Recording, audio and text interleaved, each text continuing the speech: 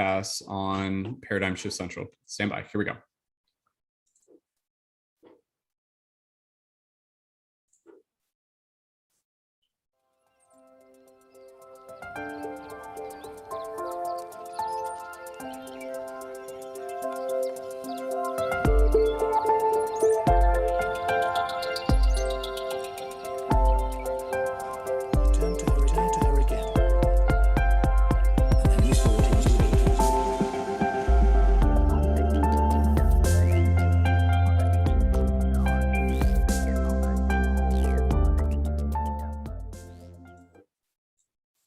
All right, aloha and welcome everyone to our very special Solstice celebration team broadcast presented to you through Paradigm Shift Central in collaboration with our good friends at Portal to Ascension. This is our very special panel and meditation themed around the topic of igniting our inner light.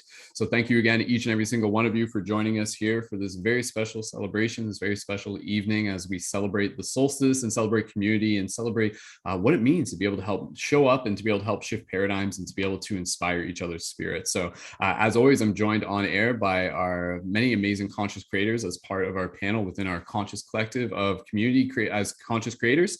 And yeah, for all the fellow conscious creators here on air with us today, please feel free to gently unmute your microphones and we'll make some noise and we'll send some love out to all the beautiful people who are tuning in with us here today. So thank you guys so much for joining in. Happy solstice. Let's hear some noise. Happy solstice, everyone. Happy solstice.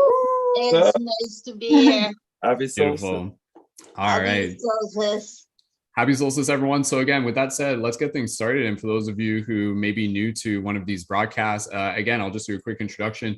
Paradigm Shift Central, we have regular team broadcasts throughout the week. We usually do broadcasts on Thursdays. Today's obviously a bit of a special occasion. And with today's broadcast, we'll be getting right into literally just like a super short meditation. And then we're going to pass over to Neil, who, again, the facilitator for Portal to Ascension, who's going to give us a quick little introduction about some of the themes of solstice as well. So we're going to be, again, just kind of anchoring into that, and then we're going to be going around the circle sharing a little bit about what igniting the light means to us, igniting our inner light. So all the links that you need for Paradigm Shift Central and Portal to Ascension are in the info for this video. We've got a Discord server you can join there to connect with the other events that members within our community create. We have a Patreon that you can join to be able to get exclusive access to ongoing member events and to also add your support, and plus all sorts of other cool things. And make sure you come back after the broadcast to be able to connect to all the featured creators, YouTube or Instagram links as well. So with that said, we'll just do a quick little meditation. And for those of you who are in the YouTube chats, again, on the Portal to Ascension channel and the YouTube channel, please feel free to continue to show some support for the creators that we have on air. And we'll do our best to be able to even read the comments on air as we go. So for those of you on TikTok and Instagram, click the link in my profile and feel free to join on air as well. And, tune in on YouTube. And with that said, let's just do a super quick meditation since we're going to pass over to Neil, and Neil's got to head out shortly. So for everybody here, just inviting you to just get nice and comfortable. We're just going to drop into our heart space. When you're ready, just go ahead and gently close your eyes. And just allow yourself to arrive into your breath. As we just take a moment here to just be able to connect into our heart space. Just taking this opportunity to just be present within this moment, within this gratitude, to be able to honor the beautiful, amazing people that have come here tonight, to be able to celebrate the unique light that we all reflect back upon each other. And within the journey of the solstice, again, this is the darkest night of the year. And yet within this is a very powerful opportunity for us to be able to slow down, chill out, look inside, and to be able to come out of it as new versions of ourselves, constantly growing, constantly evolving, constantly becoming who it is that we're here to be able to transform the world from the inside out. So just take a couple moments here as you just allow yourself to connect with gratitude and just send that love out to all the other people who are tuned in with us live and in the future. So just take a moment here and just your own breath and your own silence and just connect with this moment of oneness. Go ahead.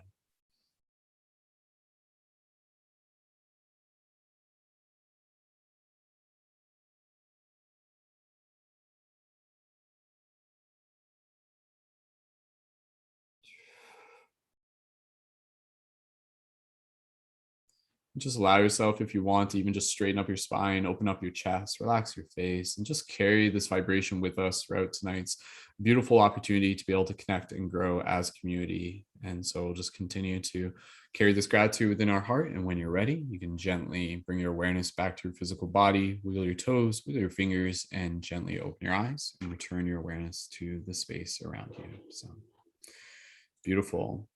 All right. So with that said, we'll get things started here. Tonight's broadcast, it's not going to be a long one. It's literally just going to be a 2-hour one. And we're still going to have a few more creators possibly joining in on the fly. And Neil's going to start us off. So Neil's going to start us off. I mean, Neil, again, feel free to even just share what igniting our inner light means to you. And Neil, again, the facilitator for Portal to Ascension. If you guys haven't checked it out, portaltoascension.org. They host tons of awesome events there. And yeah, Neil's going to give us a little bit of a snippet in terms of the history of Solstice and Christmas and anything else that Neil wants to be able to share real quick. So Neil, happy Solstice. Thank you for being here, brother. Thank you, brother. Hello, everybody. It's nice to be here with you all. And igniting, let's start with what Brandon asked. What does igniting, what was the inner light inside of me mean? Was that your question, Brandon? Yeah, more or less. What does igniting our inner light mean to you personally? Yeah, well, I feel like it's fully living a conscious life and activating that fire within us that we become alert and present to all that is. And you know, the energy of this moment here, and I'm just going to get right into a mini presentation with a few slides. And the way I'm going to do this over the next 15 minutes or so is I want to show you just a little bit about solstice history, what it represents, sun god worshiping, and how we even got into this in the first place. And then I'm going to go right into some poetry pieces, one of which you'll see on the screen. It's called Fragmentation, about the void and the beginning of all that is. And then I'm just going to do 4 spoken word pieces back to back, and it'll be kind of like a meditative experience where we can close our eyes and just like blast off into the astral realm. But so let me go ahead and start this right here. And as I'm presenting this, we'll get into more of like what this really means for us right now with this solstice energy and what kind of frequencies, you know, we're in store for. This presentation I did 3 hours ago, actually did this presentation, the whole one. So I'm only showing you a few slides from here, which just kind of go with today, with the solstice energy. So the winter solstice has been celebrated in antiquity, is seen as a significant time of year in many cultures, and has been marked by festivals and rituals. It marked the symbolic death and rebirth of the sun, right? And we'll get to a slide in a second where you see what that means. So as Brandon said, you know, long evening, long night, the angle of the sun in the night sky is at the lowest point at this moment, right, today. But this low angle actually continues for about 3 days. So what it looked like to the ancients was that the sun literally stopped, right? And then after 3 days, starting again on the 25th, what happened? Well, the sun starts up again. So what does that represent? Well, the death of the sun and the rebirth of the sun, or the resurrection of the sun. Now you have the connection to Jesus and Christ consciousness and the resurrection being around these dates, because Jesus, you know, whether he lived or not, is also a metaphoric representation, a personification of what's actually happening in the stars right now, which is the sun stops at that angle, 3 days of having longer nights, and then all of a sudden resurrects.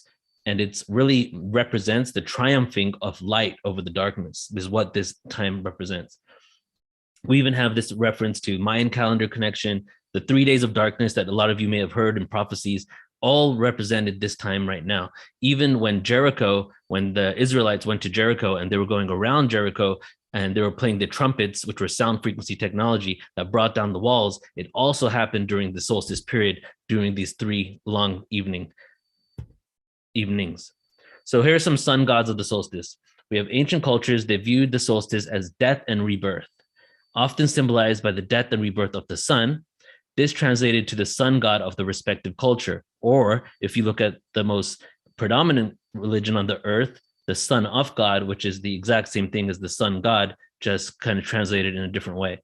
In many tribes and civilizations, the gods were exact, except they had a different name. And just here are some gods of the solstice that have been worshipped in antiquity. We have the Greeks have had actually multiple sun gods. We have Amaterasu from Japan, Baldur from Norse. We have Mithras from the Romans. We have Demeter, who is the Greeks. Horus. We even have Apollo, that was also a sun god for the Greeks as well. And then we have Krampus, right? Krampus, who is the son of hell, right? And look at the words here. Pay close attention to the words and see if you can draw parallels to anything that we refer to in modern time.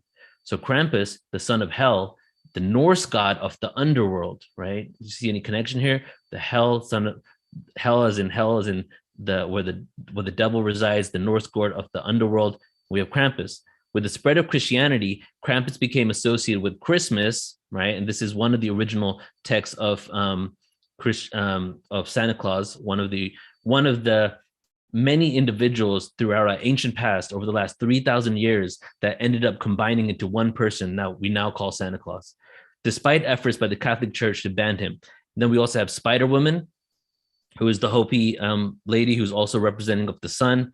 And what this represents, as I said before, and go back to the question of igniting the fire within, this whole time represents the light's victory over winter's darkness. That's what happens over these days until the 25th. Some other cultures that worship the sun, cultures and religions have practiced prominent sun worship, including the Incas in Peru, the Nabateans who built the city of Petra in Jordan, the Shintoism in Japan, and one of the most important gods in the Inca civilization in South America was the sun god Inti. Little disclaimer, if you look at some of these ancient cultures over 2,000 years ago, you will notice that a lot of them had multiple gods, not just the sun god. They had all types of gods for different things. But what happened around 2,000 years ago was a hijacking and a complete shift from that to 100% sun god worshiping. And all these religions came about where they chose one god out of the many. All the religions, what they chose out of the many, two different gods. They either chose the god of Saturn, the Elohim, which actually is plural for goddesses, or they chose the sun god. And that's what we see within Christianity, where you have Jesus, but you don't really realize you're actually worshiping the sun because it's a play on words. The sun god, the son of God is one and the same. So Apollo, the sun god, Apollo was the god of practically everything, including but not limited to music, poetry, art, prophecy, truth, archery, plague, healing, sun, and light. Although Apollo is also associated with the sun god, the original sun god was the Titan Helios.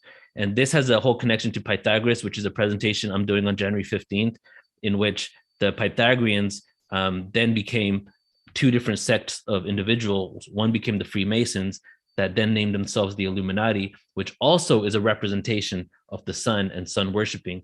So that's kind of like a little bit of a background of, the sun worshiping cults and how we even started paying attention to the solstice in the first place. But it actually goes way further back to the time when we weren't just worshiping the sun, but all elements of nature were actually not even worshipped. I don't even like that term because we're in a place of worship now. But what it really used to be, it was a place of reverence. But then when we went to a lower state of consciousness, when we devolved in consciousness, we became worshiping things rather than realizing that we were one with it. And that's what this is all about. To go back to Brandon's original question, how do we ignite the flame within? Well, we realize we're one with it all, right? That's what we're doing, reclaiming it all. So the son of God, we have the sun god equals the son of God. The sun stops at the same angle and begins to move 3 days later. The sun dies and is reborn. The son of God dies and is resurrected. And just last part here on the history component before I do some poetry is one of the traditions that led to solstice, one of the OG, if you will, traditions of solstice worshiping that actually dates back 2,000 years before this to Babylon. But in Rome, it became known as Saturnalia. It was from December 17th to December 23rd. And it was a representation of when the god Saturn ruled Italy and there was complete equality and no slavery, right? So they used to use the solstice for that. Slaves at that point became the masters for the festival. So during this time, the slaves would be the masters and then the masters would act like the slaves. It was this like hedonistic time that they would basically switch roles. And it was supposed to represent a time when there was equality, when we're at a higher level of consciousness. However, what happened with Rome that kind of got taken and put into our societal systems today is that they utilize this to reinforce slavery rather than for what it really represented, which was how we're all one, we're all equal. So December 25th was then considered to be the birthday of the Roman sun god Sol Invictus, sun god, son of God, and celebration of Kronos, the god of time, and the Titans. So the sun, again, is at its lowest ebb at this time. The sun is closer to Earth. So how perfect is it to have Jesus's birthday around this time when the sun is the closest to Earth right now, meaning that we have more of a connection to the sun god at that point. So, and that's it. If you want to see more of this presentation, check it out on my YouTube. I did it a few hours ago, but there's just a little bit of information right there about just the history of this all. And I just want to add one more piece, because this is the most amazing part, is I'm going to do like a 2-minute summary of Christmas traditions, right? So the ancient Christmas traditions comes from the shamans of the Arctic Circle. The way it used to be is that there would be wild Amanita muscaria mushrooms, psychedelic mushrooms. A lot of you probably heard of them, red and white dots. Looks like Santa's outfit, right? And what would happen is they would grow wild underneath pine trees, third eye, pineal gland, Christ consciousness, Christmas trees. And then on the 21st, which is today, the shaman would go to the trees and would pick the mushrooms, but they were wet. So what did the shaman do? Put them upside down on the branches of the trees in order for them to dry for 3 days. On the 25th, would come back to the trees and claim those mushrooms. So now we have the Christmas tree, we have the gifts under the tree, which represent the mushrooms, right? The original story of why we use gifts in the first place. We have the ornaments, which were the mushrooms that were on top of the trees drying out, that are literally the reason why we put ornaments on our trees. And then what would happen is deer would come and find the mushrooms during those 3 days that it was drying out, and they would eat the mushrooms because they were hanging there right at face value, right? And they would get extremely high and they would piss themselves, which is where the term getting pissed comes from.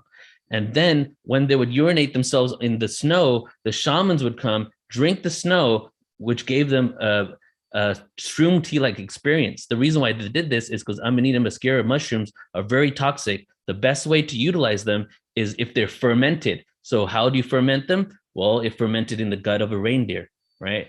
It goes out, goes into the snow, they drink it, they get their sack, Santa Claus, they go to the community with their mushrooms, and they pass out all the shrooms.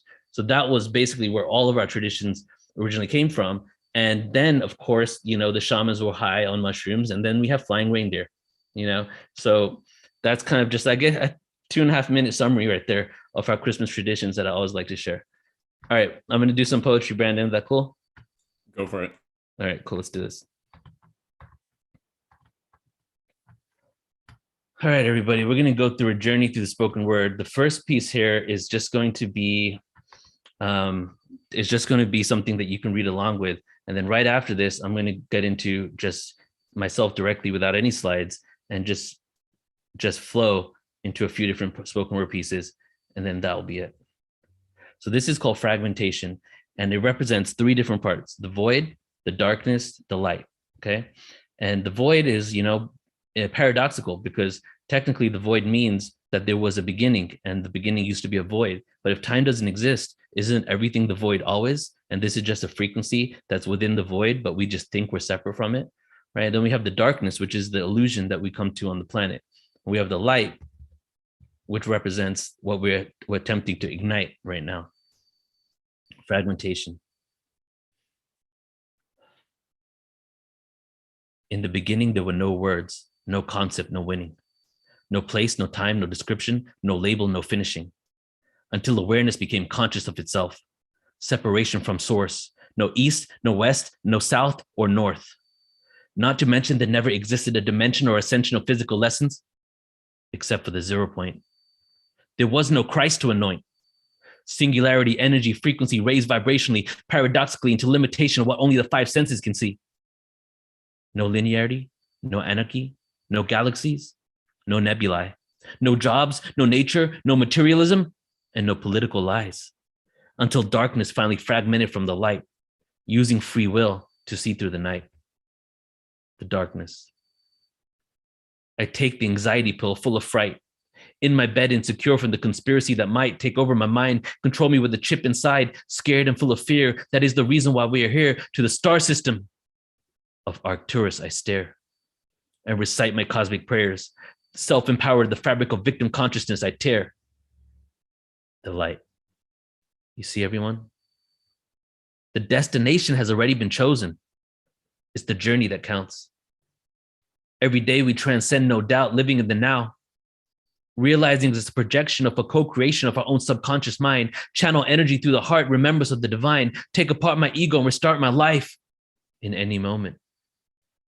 I'm going home, traveling across the black intergalactic ocean, took the psychedelic potion, and now I'm awoken. To the streets we take the spoken word. Fly high, levitate the God inside. I'm free like a bird. Cosmic oneness integrating in my being, a full spectrum being. In alignment with the purity confined in, ranges of frequencies inhibit what we are seeing. I shift what I choose to believe in. Fuel my light body for the ether I'm feeling.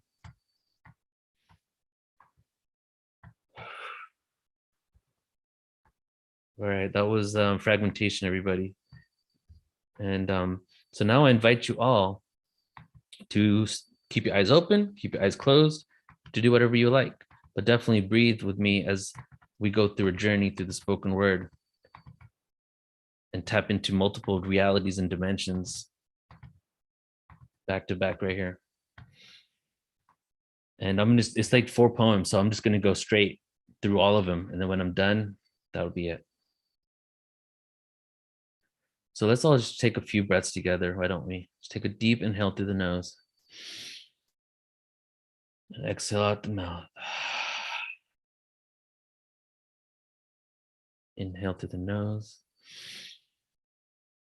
Exhale out. Inhale again. And exhale. Solidify the meaning that you had of the chaos theory. Man is free to be anything he wishes, as long as he stays under the bridges. The digits add to the numerical positioning of atoms, and energy creates wings to fly freely. In the atmosphere, we scorch with volcanic ashes. It lasted a millennia for him. He lashes back at the governing entity. He flashes fast. Can nobody see his mentality? This person is me. This person is me. Infinity in our brain capacity, like a galaxy, we are our own heaven, can dwell and create a hell when we pass into a permanent sleeping spell. When we pass into a permanent sleeping spell. But it's just another day. The sun cast away, hiding in space. New moon appears to black, the sky fades. Pluto in retrograde. Saturn's rings, I feel gravitationally pulling me as Jupiter is the king, protecting Earth's inhabitants for the asteroid that sings. A chapter of a story.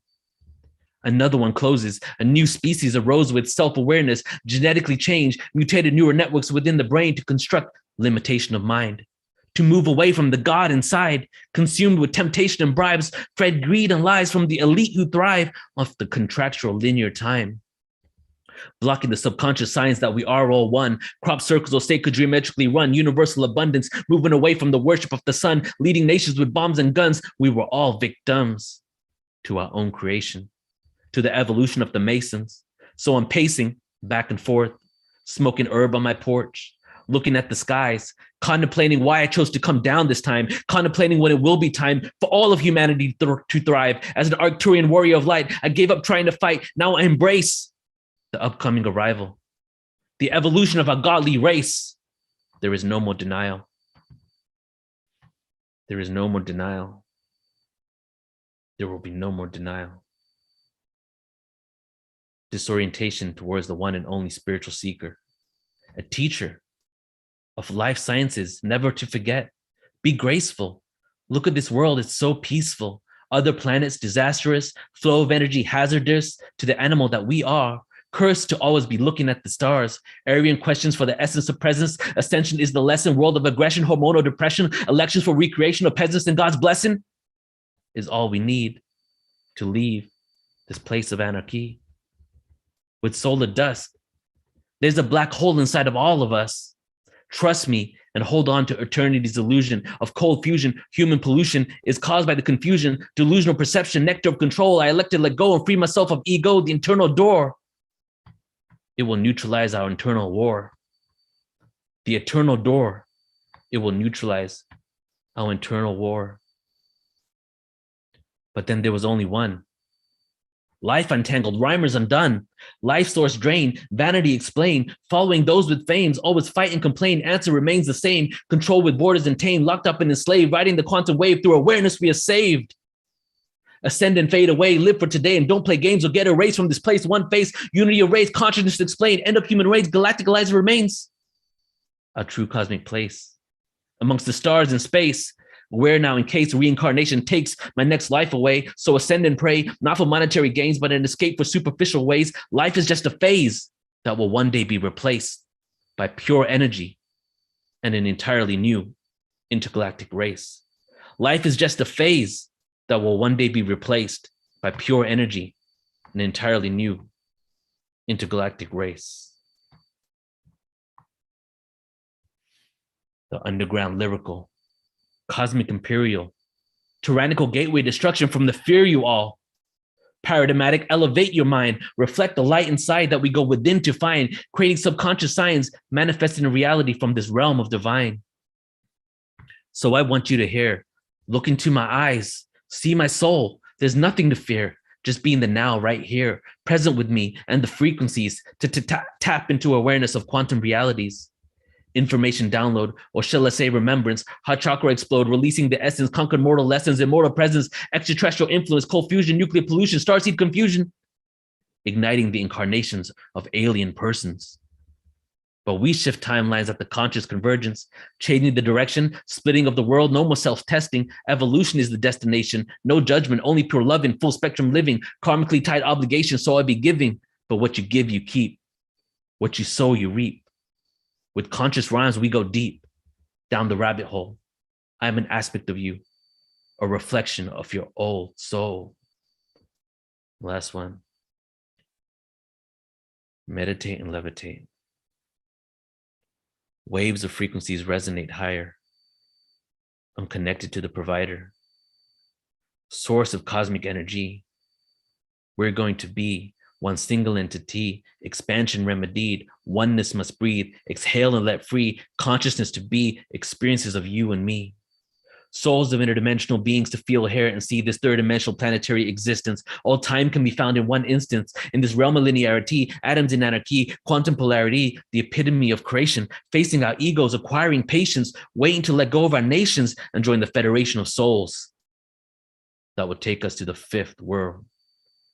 And join the federation of souls that will take us to the fifth world.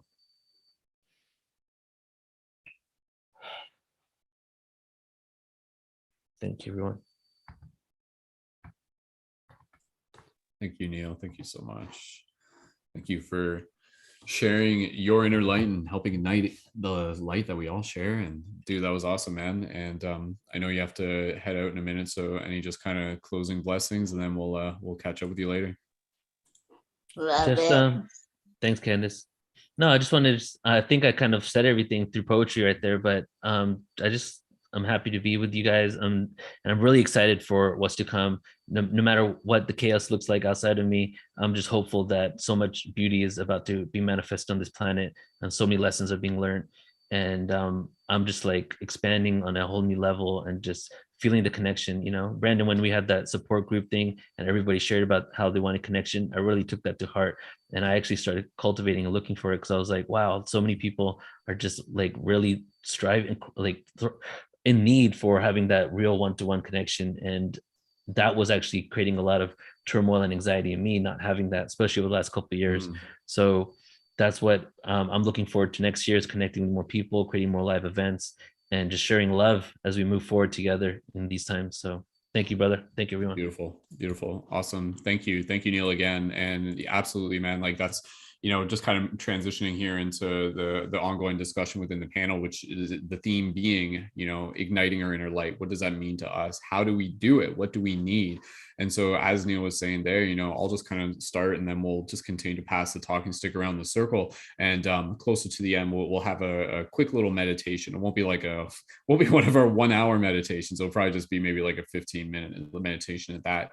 And so, you know, when it comes to igniting our inner light, I think having each other is like what's incredibly important, you know, like it's a natural thing where we're in the environment of others, even if that person isn't even like fully, you know, like in their like highest vibration, so to speak, but simply having another person to be able to relate to along this journey is so incredibly valuable. And that's why, you know, having these spaces that we create here together virtually and also physically, they're serving us in ways that we can't even fully understand, but it is something that we have to acknowledge that we need. There's a part within our heart where, you know, in the same way we need air to breathe, food to eat, sleep to rest, you know, we need connection in order to be able to become more of who we are. And not to say we won't be able to make it on our own, because I think a part of that journey will be the process of being able to cultivate our will to be able to make it through the challenging and the dark times. And I think, again, where we are right now is an incredibly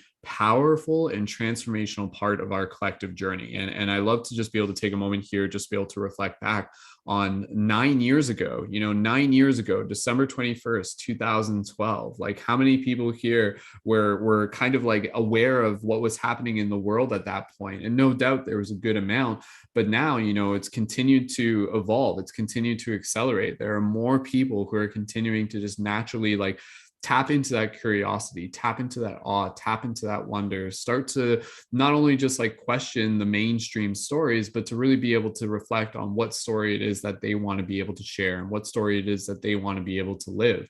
And so, like this day 9 years ago on December 21st, 2012, like I was like downtown doing free hugs with my friends and like holding conscious signs that were helping wake people up. And I think igniting our inner light is something where, it's a process of just being able to kind of like shine your light enough so that people, even just through the process of curiosity, they see you become that glitch in the matrix, and they show you that there is something different. They show you that there is another story that is existing. And so where we are right now, through the process of planting seeds and activating as light guardians and shifters, like this is so important for us to be able to continue to be beacons, to continue to be pillars. And we're seeing that right now, like, things are getting like heavier and darker. And yet with this, it's giving us the opportunity to really be able to dive deeper into ourselves, to be able to really connect more with like less of the superficial and more with the authentic aspects of who we are. And then use this darkness as a chance to not only be able to turn inwards, to be able to inquire and cultivate more of our own inner light, but again, to be able to realize that, through the process of challenge, it's forcing us to come together. It is literally like pushing us together. And so I'll just say this, and then I'll pass it over to whoever wants to speak next. And whoever wants to go next, either just raise your hand and type in the Zoom chat, and we'll pass it over to you guys, and we'll probably have a chance to kind of like go around even just a couple times. So Kristen, we can pass it over to you. I'll go next. We'll Kristen. Perfect, Candace. Thank you. And so again, it's very interesting because right now, when we look at where we are within the solstice, like even on TikTok last year, like everyone's getting like hyped up about the solstice. And I love the fact that we can use the solstice as a chance to be able to kind of like come together like a helix, be able to check in with ourselves and to be able to look at where we've been and where we are going. And right now we can kind of see much to the narrative of like prophecies that have come before us, that there's literally like this kind of like split into two earths right now, and we're kind of seeing this shift between people who are still living in this old paradigm of fear, and then people who are turning more towards a path of sovereignty, a path of self-actualization, a path of kindness, of love and compassion. And yet for us, like how do we continue to ignite our inner light without necessarily simply just trying to, completely just like separate ourselves from that world? Because I think one of the most important things that I'll just kind of say here, and this is very, very powerful, and then I'll just pass it over to Chris, and there's more to share, but I'll wait till later, is that, something that came to me once in meditation, some of you heard me talk about this before, was basically this idea that if you were to, and this came from my meditation, if you were to look at like a circle of candles and all of them are lit, and you were to look at each of those separate candles, and you would be able to see those separate candles as like a separate identity, a person, a vessel. And yet the beauty of this, the thing that can really just kind of like make your heart expand, is the deep understanding that each of those candles, though separate within their own right, carries the same flame. It's a different version of the same flame, but ultimately it literally is the same flame. And so for us, in the process of igniting our light, it really is to be able to dive deeper into this Buddha nature within our own heart, to really be able to understand that, like this whole experience, it's us, it's all us, it's Brahma, it's Atman experiencing itself through the dream of Brahma, and we're awakening to ourselves. And when you can really deeply understand that, like even the darker parts of ourself is still us, and so within this, there will be people who are kind of getting like engulfed by the darkness, but to know that even within that, there will always be that light, that same source, that same part of ourselves that has the capacity to kind of like fractal out into expansion. And so in the same way, you've gone through periods where you kind of, you collapse in within the darkness, and yet out of that, like a breath, you can rise out of it and you can expand out of this. So we're doing this on a micro and a macro scale, and changing the world is an inside job, and to be able to be aware of what it means to ignite our own inner light, I think is a question that must be lived. And so let us seek to heal the parts of ourselves that we can heal, to acknowledge the parts of the shadow that we carry within inside of us. And one thing I'll just say, and this was very, like, it kind of came to me yesterday, I was like just kind of thinking, and I was just like, oh, this is actually pretty powerful. The shadow that we carry within inside of us, the darkness that we carry inside of us, it's not just ours alone. It's like a collective shadow. Like the stuff that's happening, the crazy stuff that's happening in the world, there's fractals of that are inside each and every single one of us. And as much as it is our journey to heal this, there may be parts of ourselves, and this is not something that I think is an absolute truth. It was just a different idea than normally the narrative that we share. But I think in some cases, like in the part of the story that we are going in through, our journey isn't necessarily to always be capable of healing every single thing, but rather to be able to cultivate the will to endure the process of moving through it and beyond it, so to speak. And I think in the process of that, it will heal over time. But to constantly just be able to constantly trying to like look at every single darkness and every single shadow and kind of have this hero, kind of like, not to say being a hero is a bad thing, but like this kind of, there's a word that I'm looking for, but basically to like want a hero, like a kind of like a savior complex sort of thing. We don't have to literally try and heal every single thing at once. What we can at least be able to do is align ourselves with a clearer projection and vision of where it is that we are moving towards. So, much of what we were talking about literally this time last year when we did another really big presentation on December 21st, and I'll just say this and pass over to Chris, and I know I've said that like 3 times so far, but this time I mean it, is that what we are doing through the process of igniting our inner light, think of it as like this pillar. And yet within this pillar, it's like we are the carriers of the code. We are the carriers of a frequency of a new way of living, of a new way of being. And yet this new way is actually the old way. So it's a process of remembering our way back to the heart space. And we carry this with us. We carry the new earth in us. And again, you take earth, you take the H, you put it at the front, it spells heart, the new heart. So this is a journey of being able to reconnect with our hearts, to be able to do that within our own path, and to be able to connect ourselves with community. And then in the process of doing that, it just naturally happens.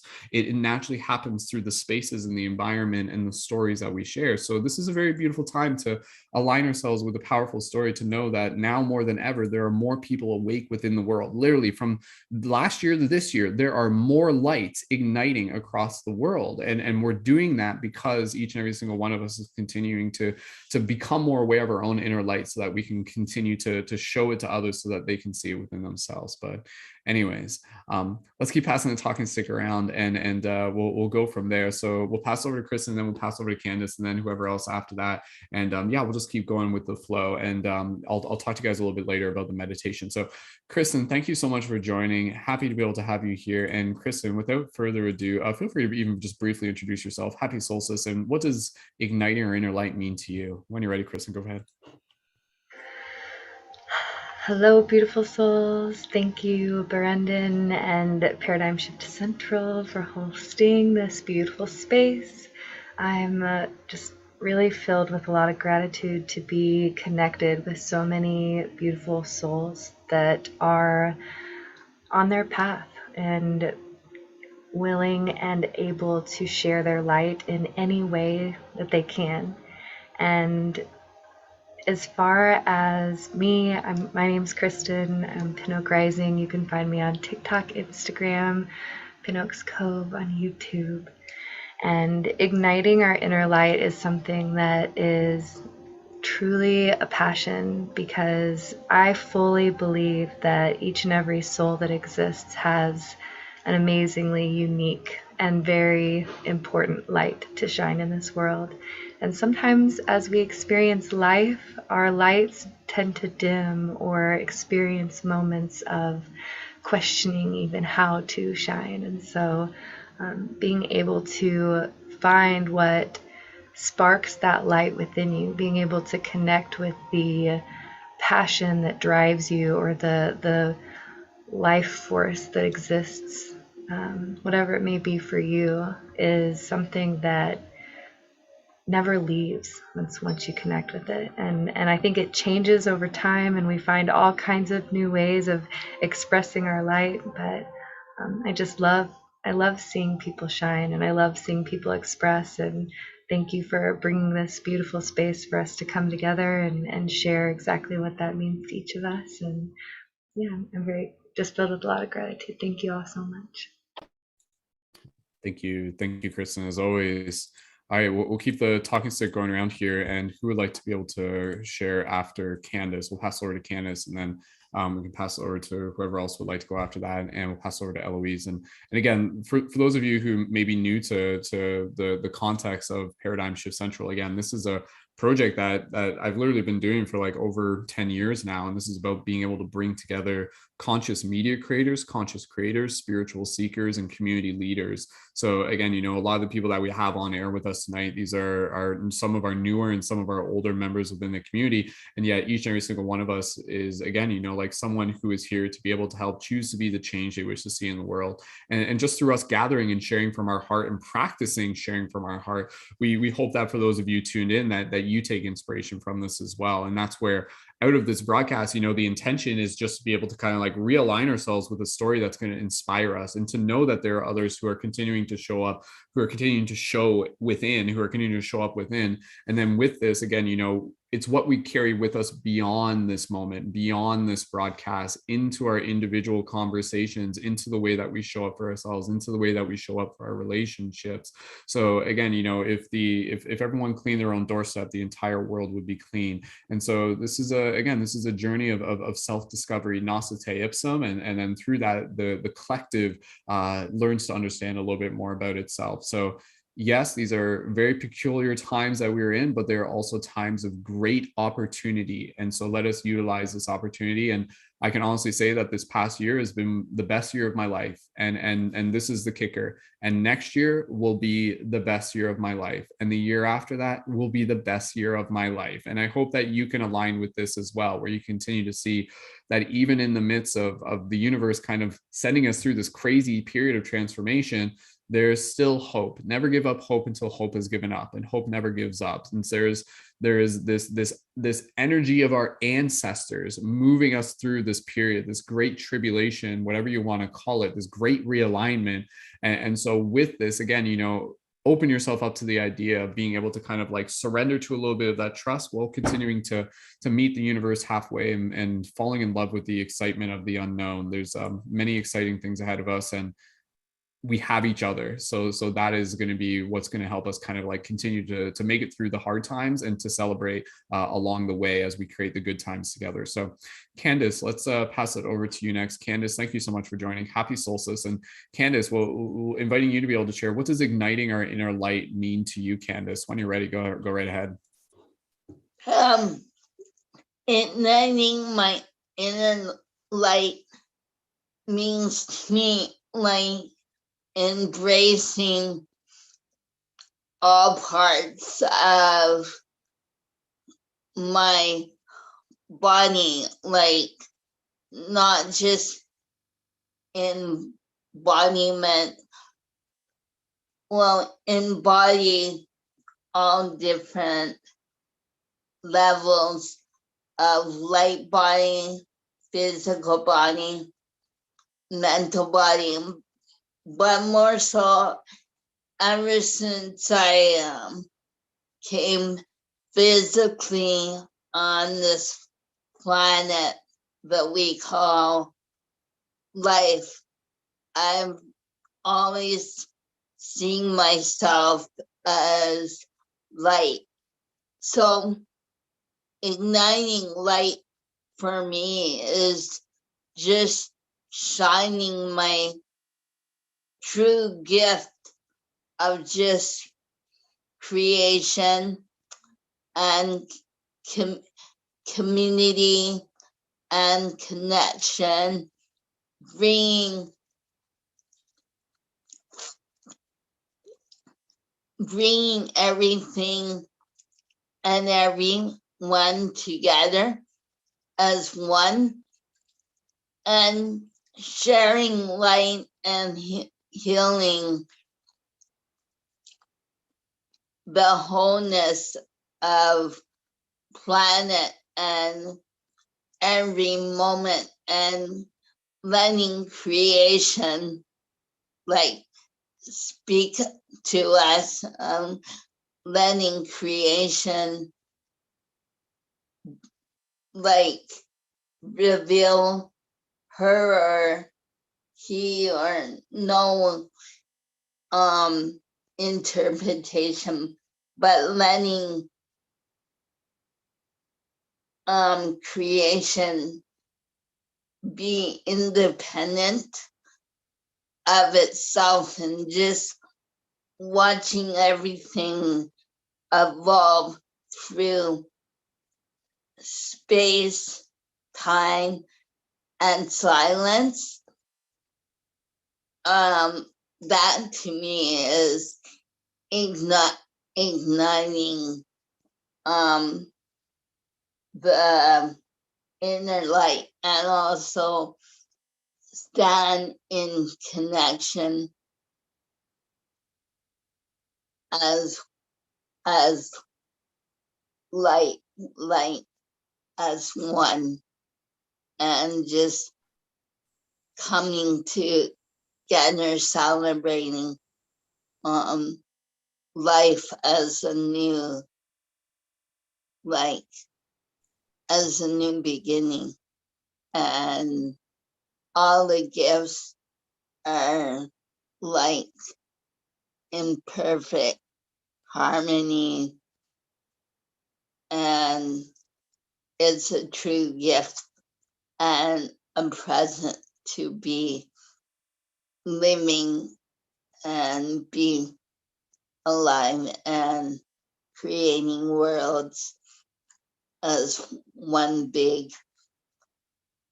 connection of love, creation, and magic as one gigantic being of light.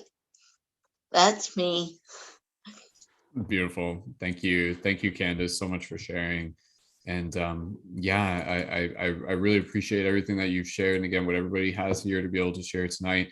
And there's one thing that Candace said that just kind of again, you know, within this, like igniting our inner light is also, again, literally, it is the journey of our multidimensional awareness. And when we realize that, you know, it's like it's not just igniting our inner light, it's becoming aware of the fact that we already are light, you know, that we already carry this inside of us, and then it's becoming aware of that, and then with that, you know, continue to cultivate it and grow it. And there's one thing that I'll just share here, and then we'll pass over to Eloise, and then Michael, we can pass over to you next, where this is very relative to the solstice, and again, moving into, you know, the energies of Christmas and Christ consciousness, and just like the energies of the new year and everything. But it's basically this basic idea that, you know, every ending is a beginning if you choose it. And that's actually a bit of a quote from an Ayla Nero song, and some of you would be aware of who she is. That's an artist. And with that, you know, like, I think it's very important, because I think we are looking at a time right now within our life where we are being thrown all of these what appear to be endings, and yet again, what if it literally is this opportunity to understand that the power of shifting the paradigm is within us.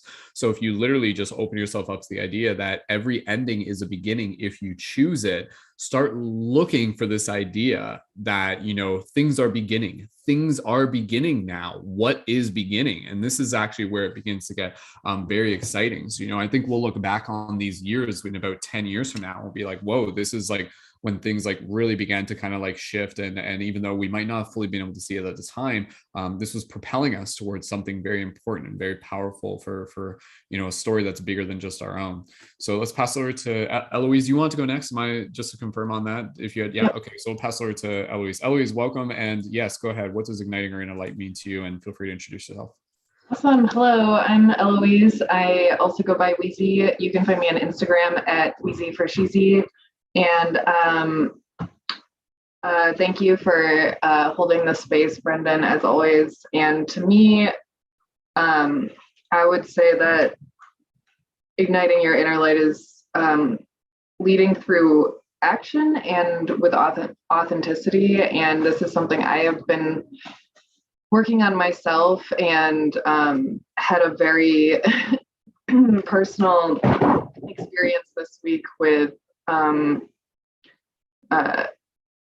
trying to do that and leading through action, and having one of those moments of like, you know, oh, how do I do that? And the fear that comes with that, and trying to kind of step through that anyways, and lead as, you know, how I would want somebody else, you know, act like how I, you know, what I see as my highest good and aligned with my highest self.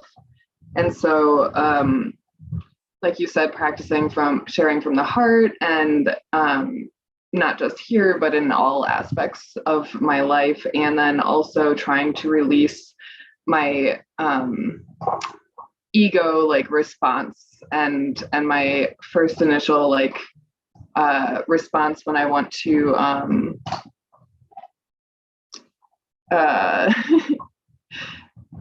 you know, put up walls and kind of like build barriers between me and other people. Instead, try to find a place in my heart where I can break through those walls and connect with people. And I've been using this idea of like using conflict to, rather grow apart from people, use conflict to grow closer to like my loved ones and other people.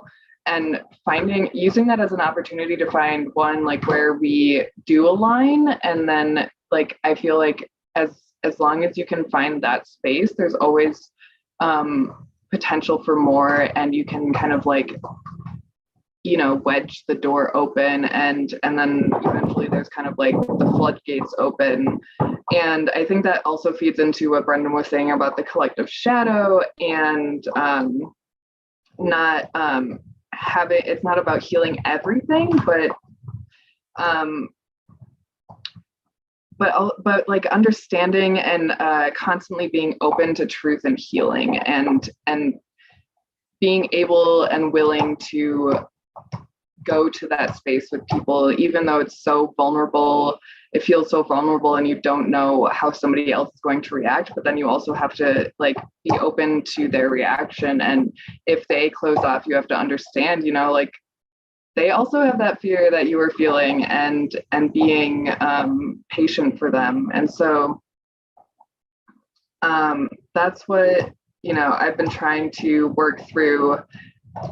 And I'm really glad you said that part about not having to heal everything, because I've kind of had that thought of like, well, like crap, that's like a lot of pressure, man. Like, you know, all these things that we have to work on and heal, and like, especially when you're getting downloads from spirit and you're like, man, I have to know that, but then I also have to go back and heal this other thing. And like that's just so much pressure sometimes. But we have to let go of that and like understand that we're all working through this. And I think that when we do that and we lead with love rather than with fear or with hate, then we can get to that point where we have those open connections that we need to have with each other. And so that's what I've been doing lately is, yeah, really trying to step through my fear and release my ego response, and be less concerned with what other people are thinking and more concerned with aligning like my actions with what I think is love and what I think is a higher vibration and what aligns with my highest good. And so leading through action by kind of thinking about those things and then acting on that. Awesome. Thank you, Eloise, so much. And I love the hat additional accessory today. Very, very fitting and appropriate for our little pagan ceremony that we got here. So And yeah, this is a very, very special, very magical time of the year. Again, recognized as being a time where the veil is extra thin, and it's a beautiful time for us to be able to just kind of connect with our roots, connect with our ancestors, connect with tradition. And it's interesting, again, just kind of like flash back on, what would we have been doing 100 years from now? Probably just like gathering around, maybe in small groups around fireplaces, staying cozy, and again, using this opportunity to really look inwards with the theme of igniting our inner light. One of the things that's a great thing that we can do, and I'm actually sharing this as a prompt because I want us to actually talk a little bit about this once we go through the circle originally, and Eloise actually hit upon this already. This is a great time to be able to reflect on things we want to let go of, especially with the full moon just the other day. We're still very much in that energy. So as much as it is a chance to ignite our inner light, sometimes the process of igniting our inner light means, again, being able to kind of like remove things that may be in our way. And again, these can be thought processes, these can be old paradigms, these can be, things that we've been carrying on from our families and relatives and ancestors, and whatever the case may be, stories that are no longer serving us. So within this, and this doesn't have to be within the immediate passing of the circle, but eventually once we go around, before we get into our meditation, inviting each person here, and again, for those of you in the YouTube chat and those of you listening into the future, reflect on this. What do you choose to let go of? At this moment, what do you give yourself permission to be able to let go of? I'll share a little bit later because I was meditating on this as well. But let's keep passing and talking, stick around, and we'll go from there. So we'll pass it over to Michael, and then who wants to be able to go after Michael? We have Kyle, and we also have Robert here as well. So we can pass it over to whoever wants to go next. And again, no pressure. You guys are welcome to just chill out as you wish. And yeah, with that said, Michael, we'll pass it over to you. Welcome, happy solstice, and what does igniting our inner light mean to you? And again, feel free to introduce yourself. Thank you, Brandon. My name is Michael. You can find me on TikTok and Instagram at Obi-Wan Care Bear. I'm definitely one of the new ones to this whole paradigm shift and everything, but my journey is pretty unique. Within a year, I've changed, I would say transformed, realizing my being gender fluid and kind of being an advocate for the LGBT community. Like there's a lot that I see that I could change and have power and change of doing. And then realizing that gender being a construct, like there's so many boundaries on us as humans that people don't even realize. And we all exist for a reason. Every person's reason is different. People don't really realize and compare each other to each other and get lost in what they need to do. What I realized is through being honest in my own journey, it allows people to embrace their sexuality, embrace themselves as themselves, and embrace their journey. And then as Eloise said, embracing all sides of yourself, even your dark and your light, because again, we're all human. And as I'm the oldest of four, being a big brother, I realized that, even within my own family, I can easily be a safe haven for the people around me. That seems like it's a lot of pressure because they're the oldest, but it also you have a lot of power in change in doing that, which I've done a catalyst of change as well. And then lastly, when you create your own, because I'm an artist, and when you create your own art, you allow people into your own world. And a lot of people don't really realize the power of art. And I realized there needs to be a lot more in this world. There really isn't that much. So, and that's it. Thank you, Michael. Wonderful to be able to have you here, and thank you for bringing your energy. And again, powerful themes are a big part of the discussion of igniting our inner light. Is as Michael was saying, like each one of us is here to bring something to this world, to this story. There's a key that we hold. There's a superpower that we have, and much as like what Michael was saying, the journey is actually one of being able to kind of like discover like what it is that you're here to be able to bring into this world. And that's something that we don't always necessarily get told. Sometimes people will try to tell us what we're here to do. Oh, you're here to become a cog in the machine and to do this and do this and do this. But you can see more and more people that just like, no, like that's not what I'm here to do. Like I'm bringing my power back. I'm reclaiming my own sovereignty. And again, with this, it's a chance to really be able to discover who are you as your own authentic self. Like what is it that ignites your heart? What type of art do you want to be able to create? What story do you want to be able to share? So, for more and more and more of us, we're kind of continuing to align with this, where as it's interesting because as the world challenges us sometimes, you know, in the same way our personal challenges do, it gives us an opportunity to be able to bow down and to be able to just kind of like be like, oh, like I guess this is the story I exist in. Or, you know, it gives us a chance to be able to be challenged, and yet with that to be able to reply to it with even more clarity, to be able to say, actually, you know what, like this is who I am. This is me, actually. Like I'm not just gonna let you tell me who I am and what's expected of me. This is an opportunity for me to be able to speak from my own place of truth, to be able to say like this is who I see myself as. And again, you know, for each and every single one of us, I wish that, you know, we continue to see ourselves as like healthy, loving, caring, artistic, compassionate, multidimensional, you know, like spiritual, connected with our heart, connected with the earth, connected with our dreams, like all of these things.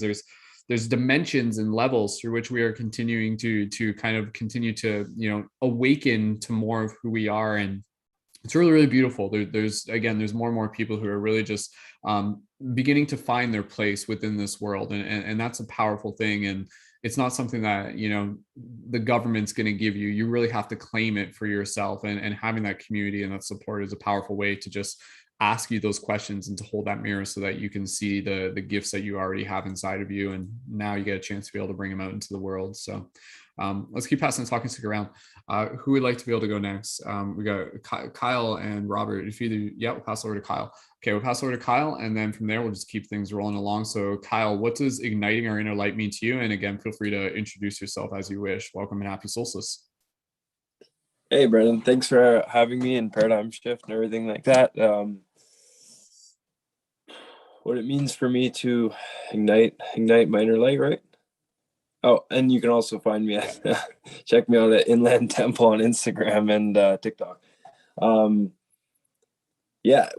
For me, it's like it's been a long journey for a while, and to ignite it, it's to fully step into myself, of who I am, of the higher self, like fully bring it down and just say like, yeah, no, like I'm not gonna like limit you halfway anymore. It's like fully allow it to fully come through, and to try to find, again, like on my journey now, is to find people who want to learn the teachings and want to raise their consciousness instead of battling the people who, you know, don't really care. Like I understand planting the seeds and everything, but for now it's like stepping in the light is now like fully teaching people and evolving what we're doing here. Paradigm Shift is allowing me to ignite my light, I would say, because it's pushing me and giving me those goals and things to set.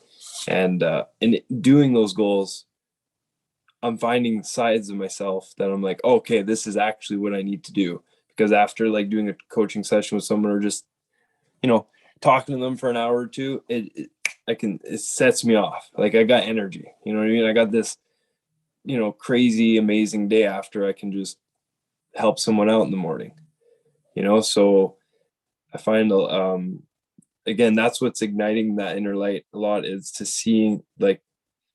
being actually to help people while we're doing what we love and we're doing what we're like here for, but we're all like, you can see it's rising people up. And then also what ignites my inner light a lot right now is seeing the mass consciousness waking up, like you were saying, like as we're seeing more and more people wake up, and I'm meeting groups online, meeting groups in person, like I'm really seeing this like army of light being developed. And it's pretty amazing to like see it, because over 10 years it's been like, all right, kind of, you know what I mean? So to see this progression now is just like, it's a huge awakening, I think. You know, that's a boost for me. Kind of got off track. That's good, man. That's great. Kyle, thank you so much, dude. And yeah, man, it's been awesome seeing you like ignite more of your light. Like even just in the past like 2 months that you've been involved with the community, it's been really cool to just kind of like through like the, just even from like a sideline kind of perspective, to see you just kind of like beginning to actualize more clarity on who you are and what you're here to do. And yeah, happy to be able to support it, man. Like igniting our light means, this is actually very powerful. Igniting our inner light means, you know, not just caring about our inner light, but we actually ignite our inner light by caring about igniting others as well. You know, like when we actually genuinely care about the well-being of others and wanting to see people go through these aha moments and these journeys of awakening. Because again, you know, like that, the objective of Paradigm Shift Central, as it has been when, you know, we started this back in 2009, has been, very simply put, one of the taglines, it's to be able to help assist and accelerate the collective shift in consciousness. And so it's like, how do we do that? How do we accelerate it? And so again, you know, through the process of us just being able to come together and to say like, hey, this is some energy that we're creating here. And we hope that by you choosing to just kind of be around it and be a part of it, it can continue to motivate you. And then thus in turn, it fractals out. Each of us carries this energy with us, and it reaches corners of the earth that it never would have ever reached. So, you know, never underestimate the power of kind words and the power of holding space and the power of sharing your art and sharing your story. And, you know, there's more to it. Like there's more to it. I think in a lot of ways, like we are only just tapping in to our potential. So again, you know, with this process of ascension and everything like that, it's not this idea of just kind of like you know, like escaping, but it's really about being able to embody. Let us ascend from, you know, the root chakra all the way up through the heart and into the crown, and become this fully actualized self-embodied being that is, again, being able to act from a place of balance, being able to act from a place of their own sovereignty. And sovereignty is a word that, like, sovereignty is like the word of 2022, and I feel it already was the word for 2021. But you know, more and more people are really just being able to understand that. For me, and I'll just say this and we'll pass over to whoever's next, is that, you know, with igniting our inner light, it's about being able to align ourselves with the wisdom of our heart, and being able to trust in this wisdom, like to be able to really understand that we're not just these physical beings that are just disconnected from everything. And yes, you're a beating heart, but through you on an energetic level, you are tapped into this infinite field of consciousness, into this infinite field of creativity. And with this, you know, gives us the opportunity to be able to kind of like connect into a bigger part of who we are, that literally brings forth like this wisdom of the cosmos, this wisdom of the ancients, this wisdom of our ancestors, this wisdom of like of mages and sages and wizards and archetypes, and all of it literally is inside of us. And so again, you know, we begin to peel back the layers of who we are and remove the parts that we are not, and we begin to kind of just bring ourselves into this place where I'll just say this, igniting our inner light is kind of interesting, because it kind of goes through this process where, you know, prior to igniting our inner light, we kind of go through the process where we're almost just kind of unconsciously moving through life like a dream. Yeah, we're still discovering ourselves. We're still being led through synchronicities, and we're along the stream. The river is taking us as the river goes. And yet in the process of kind of awakening, eventually you begin to move into more of this place where you feel yourself making choices outside of the automaton part of yourself, out of just habit and routine, but with more consciousness, with more awareness. You're responding, not just reacting. You're reclaiming your ability to be able to make choices for yourself and to make choices from a place in your heart. And then the next thing that kind of happens after this is that eventually, as you become to a higher level of consciousness, you begin to kind of align yourself back into this heart space where you actually move into a new place of kind of like flow state, where you're really being able to just kind of like trust that as you continue to align yourselves with the heart, it's not that you're giving up your ability to make choices for yourself, but you're trusting in the ability to know that the choices that are arising through you are ones that are for your highest growth, not necessarily the ones that are always going to be easy. But it's interesting because it kind of goes from this process of kind of like unconscious sleeping state, awakening into the response and choosing to be able to make choices for ourselves, and then kind of like surrendering into this deeper trust that guides us along this path that's going to lead us into further self-actualization, which is quite fascinating. So, you know, as more and more of us begin to do this, that last step is the part where we really begin to find ourselves aligning with that purpose. And it's just like, oh, this is what I came here to do. And so again, you know, within this process of igniting our inner light, and I'll just say this is a very powerful story where you begin to realize from that higher dimensional perspective, like we have come here. Like it's not like we're just of the earth. We have come to the earth, depending on how you look at it. We have come to the earth to be able to, we have even like come to this time period. We have literally come from the past, from the future, from dimensions. I don't even know fully how to explain it. I have a general idea, but whatever the case may be, there's something inside of us that tells us, that speaks this truth, that basically says, you know, we came here to not only be a part of this experience, but to be able to co-create this experience and to be able to celebrate something so meaningful and so powerful like this. Like, I don't think we fully understand and realize how important this time is right now. It's kind of weird because we're in it, but I guarantee you that there are like other parts of the universe, like higher dimensional beings, aliens, OUs, other us's, whatever you want to think of it. And they're like looking in on what's happening right now and like they're paying attention. So this is the chance, you know, for us to really choose to rise and to be able to make those choices for ourselves. Which path do we want to be able to go? Do we want to continue to, you know, fall deeper into the sleep, or do we want to awaken into lucidity? And then with that, you know, comes the choice of being able to co-create the dream. So it's a beautiful time, and I'm so grateful to just be able to be here and just be able to share some words from my heart that hopefully are just kind of like, you guys tell me if there's something I've said or other people have said that resonates with you. Just drop those 1111s in the chat. And it's, like I said, it's just so meaningful to be able to bring people together who are continuing to just ignite their inner light and to really begin to discover a little bit more what that means, and to wake up each day with a little bit more of that excitement to know that they're a part of something bigger than themselves. So there is hope. There's always hope. Kristen, go ahead. I'll pass it over to you. Yes. Okay. Yeah, I wanted to share a little bit too about how the light inside, it's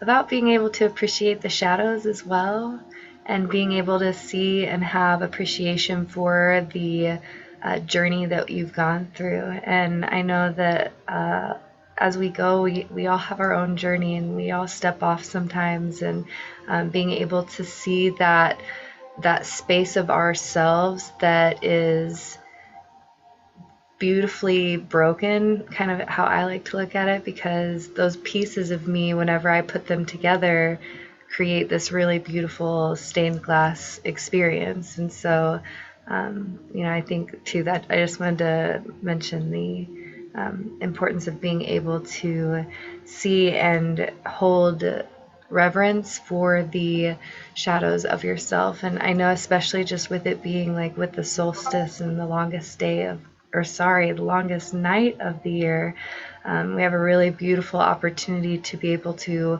hold reverence and hold gratitude for the experiences that we have had that have brought us to the spaces of acknowledging, igniting, and being able to share our light in the world. And so just really being able to hold honor for the expressions that you have, but the journey that you've been through as well. Absolutely. Beautifully said, Kristen. Thank you so much. And yeah, there's a phrase, I'll just share it here, and then we'll just kind of, if anybody else wants to share just on what igniting the light means to us, we can talk about this for a bit, and then we'll go into, you know, what are some things you guys might want to release for yourself, for the collective, whatever the case may be. We'll get into that in a second. But there's a phrase that I've heard once from a person I met in the past, and basically this idea that like we're all like fractured divine is kind of a term that came to mind. So it's, you know, within the solstice, like this is a moment within the year where we really be able to, again, get to acknowledge the fact that, you know, it's like we are not perfect, but that's part of what makes us perfect. You know, we're not here to be perfect in this fully, you know, this idea that it's like, oh, it's all supposed to be love and it's all supposed to be light, but rather, again, it's within the process of understanding that, you know, we carry the shadow inside of us so that we can transform it, so that we can heal it. And again, as I was talking about earlier, so that we can be given ourselves the gift to be able to experience what it's like to cultivate the will, to be able to persevere beyond it.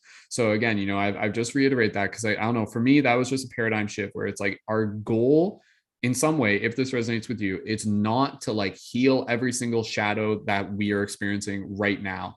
Sometimes it's about being able to cultivate the will to be able to move through it. And then in the process of doing that, trusting that the process of the shadow will heal itself, or to be able to cultivate the will so that when the shadow arises, we are making a conscious choice within that time. And I think in the process of doing that, again, the shadow becomes like kind of like smaller and smaller and smaller, but we carry the shadow with us. Like that is the part of the story. But again, it gives us a choice to be able to choose, to be able to see ourselves make those choices. And there will be times where the choices won't always be easy, and we'll find ourselves kind of like being, the shadow will kind of like overcome us and stuff like that. But even still within that, ask the question within yourself, it's like, who are you? Who are you? Who are you?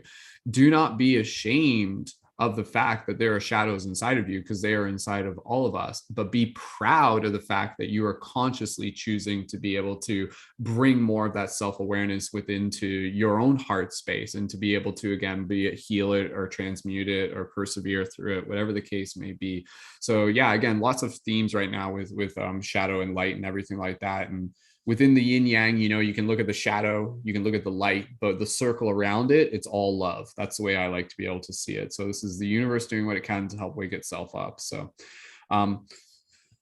anybody else want to be able to share on the theme of igniting our inner light? Robert, we can pass it over to you, and then Kyle will pass over to you in 2 seconds. So I'll say a quick thing. Yeah, okay, we'll say did you want to say real quick, Kyle, if it was just a response? Yeah, go for it. I wrote down one of my poetry or whatever things.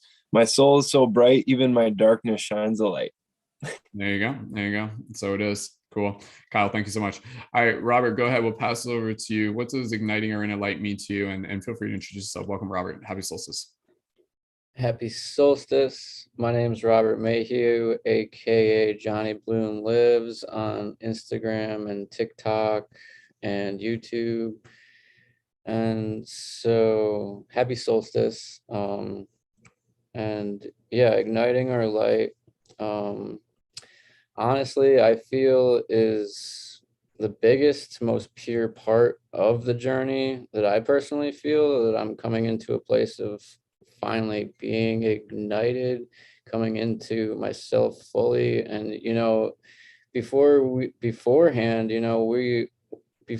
we're consciously igniting ourselves, kind of like just living in our shadows. And once we start to ignite our light, as we were all just saying, we can't see our shadows without the light shining. And if we can't see the shadows can definitely see us and come reaching towards us when we can't see them. And so when it comes to healing, when it comes to igniting our light, and even that word itself, igniting, ignition, when you're igniting a grill, igniting a rocket into space, it's this moment in time, whether if it's small or large, it's this moment in time where a huge, massive amount of energy is being activated, and being able to provide such a beautiful light for the world. So it's such, even how quick it happens. You push a button on the grill, you light the flame, and it's lit, and you start cooking stuff. But the fact that so much happens, so much friction happens within that small moment, and you can stretch that moment as far as need be for whoever you are. And for me, I've broken it down into basically 3 aspects, basically of acceptance and love and balance.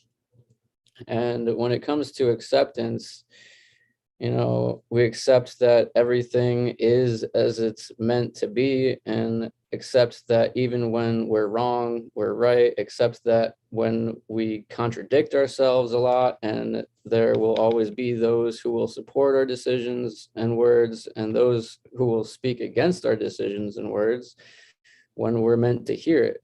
Accept that all we have to do is follow our heart and fill that next void in order to figure out what our next step is. Accept that we ultimately are not trying to be better than anyone than who we ourselves were yesterday, except that there will always be those lower vibrational energies that are reaching to be their next best selves as well, except that when we blame others for our circumstances, that we are giving our own power and frequency away and responsible for our own level of existence, except that if we feel that we need to heal something, then take the time to heal it, because if we feel it, then it most certainly is ready to be healed, except that every time we do that, we create and open bigger and bigger spaces of time, which are full-fledged freedom, except that we are a source, that everything, person, frequency, high or low, is part of us, except that we have the power to take empowered action to bring all of that to love and balance, and accept that everything is an illusion, and the only thing that is real is what resonates with our heart in each moment, except that we don't have to step into the light as often or shine as bright as everyone else at the same time, except that we are all on each of our own steps, which is why I'm like subliminally sitting in low lighting. Then comes love. We allow ourselves to love whatever it is that comes into our life, allow ourselves to still love if nothing comes into our life either, allow ourselves to lose a certain level of love when it's necessary, allow ourselves to immerse ourselves in love and take those leaps of faith in order to find out if it's real love or not. Allow ourselves to let that love in as much as we possibly can, which then brings me lastly to balance. Our emotions, our acceptance, our love, whatever it may be, it needs to be balanced. But at the same time, honoring the time in which it is not balanced. Yes, we get caught up in things we accept into our lives and learn to love. We just don't care about anything else. We just open our arms and want to be bathed in that love, right?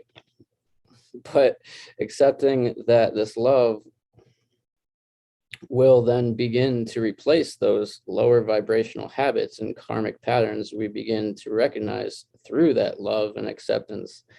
I know for me, when I went from a very dysfunctional place into a huge place of love in this community, and I was just engulfed by it all.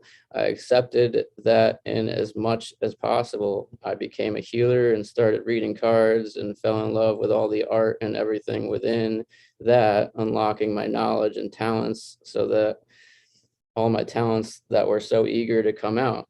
I started taking all the time to heal what was needed to be healed, knowing that more beautifully balanced times lie ahead. Then within that love and acceptance, yeah, I recognized that I did fall a little too hard in love, but is that a bad thing? Not at all. It was tearing me away from all the negative people patterns and habits, etc., that my life was so used to. Now, with that being recognized, it's okay. I replaced that addiction I had to nicotine and drinking and other people that did not really resonate with my true purpose that I was being called towards. And I replaced all that with card readings and beautiful communities that I've been wishing for. And now, officially being a year clean of nicotine with all those replacements, but I also recognize that which I accepted into my life with so much love also became an unhealthy addiction and sent me into a bit of debt by buying stuff and things for all of my lives.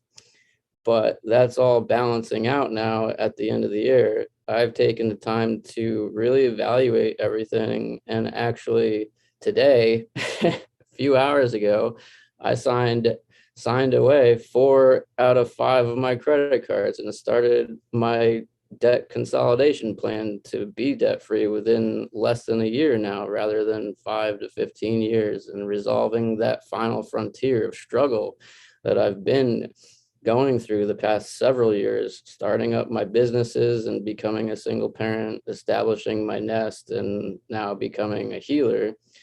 So the balance and clarity has been growing immensely, and I officially accept it all and fully knowing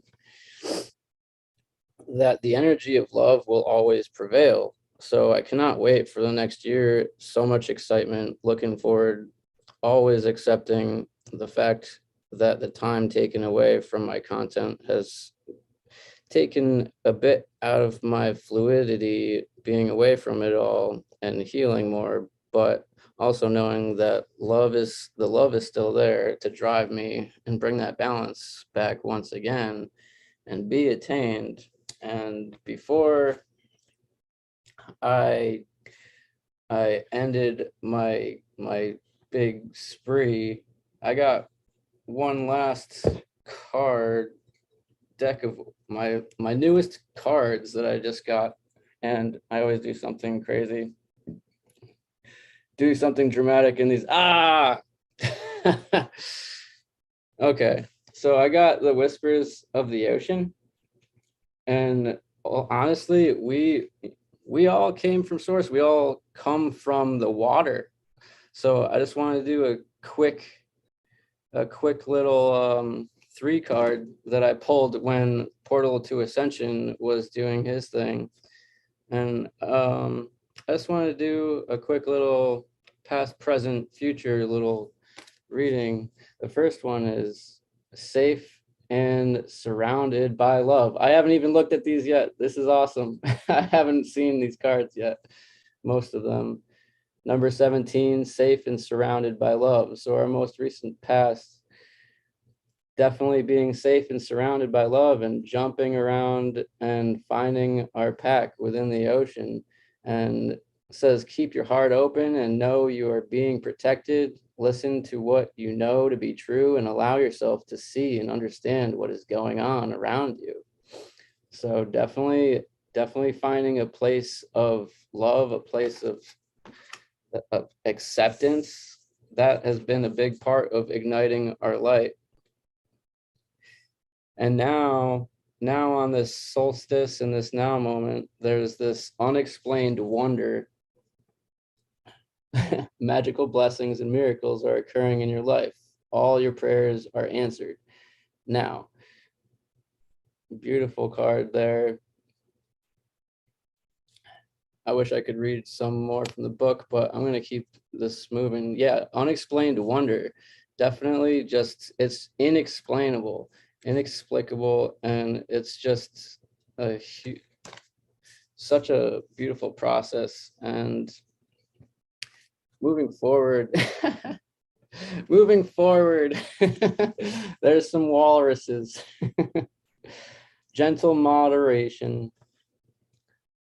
Take your time. Pressure from others or yourself can be released by renegotiating what you are trying to accomplish. So definitely going forward with gentle moderation with ourselves and giving ourselves credit for how far we've come and how much we've endured, and being able to apply that in a very, very gentle moderation. After our flame is lit, we can just gently let it shine on. Awesome. Thank you, Robert. Thank you for the beautiful dolphin and walrus magic and beautiful card magic. I appreciate it, dude. And yeah, absolutely, lots of wise wisdom there. So if, again, for anybody who resonates in the chat, feel free to leave some comments there for Robert as well. And just moving into the next part of the broadcast, what I'd like to be able to do, again, we're getting close to the end here. This isn't going to be a long broadcast. We're keeping it pretty chill. And again, within this, sometimes we'll do like 5-hour broadcasts, but within this, inviting you guys to really be able to take a little bit of alone time tonight if you need it, a little bit of silence time. Just take a little bit of time, see what it would feel like, even if you just kind of like turn the lights off and just kind of like go inwards, do some journaling, light some simple candles, whatever the case may be. But inviting you to be a part of the ceremony that we have here. And with this, for those of you in the chat, what I had mentioned earlier is inviting each of us to be able to share something that we are choosing to let go of. So for those of you who are just wanting to take a moment just to be able to reflect on this, just allow yourself to just kind of like close your eyes, listen to your heart. What is it? What is it that you're choosing to let go of? And in the process of let going, again, this too will be able to help continue through the process of being able to align more with your heart, igniting your inner light, be who you're here to be, all of those beautiful things. So I'll share first, and then we'll just go around the circle. And this is just going to be like a short answer. Like you could literally just be like one sentence. If you want to explain it a little bit more, that's totally fine. So for me, the thing that I am choosing to let go of is, and you can imagine us kind of like putting something into like a little like fire in the middle or something like that. So what I'm choosing to let go of here today on the solstice is any doubt that we are here to be able to help change the world. And sometimes, for me, like I find that like kind of is a shadow and a story that will kind of like creep in. And I'm sure I'm not the only one who feels that, where it's just kind of like, oh, what's the point? What is like, this is too much. This is a losing battle. This is chaos. This is pointless sort of thing. But, within this, I choose to let go of any doubt that we are here to be able to help change the world, meaning that, I fully align with this process of, without even fully knowing what all the steps will be. I do just know that, like within this, especially when we're in these spaces gathered as community, I hope you can kind of like feel this cultivation of hope that is, again, kind of propelling us forward towards this idea that, yes, like we are here to be able to help make the world a better place, whether that be, again, within our personal realities, within our smaller communities, and thus in turn within the bigger collective. So I let go of any doubt that we are here to be able to help change the world. So shout out to all the light workers and light guardians and shifters. Who would like to- Candace, we'll pass it over to you. Candace, what would you like to let go of? Perception and worry. Just continue to stand in wholeness and magic light. Beautiful. Thank you. Thank you, Candace. We'll keep things passing along here. And who would like to go next? Kristen, go ahead. Pass over to you.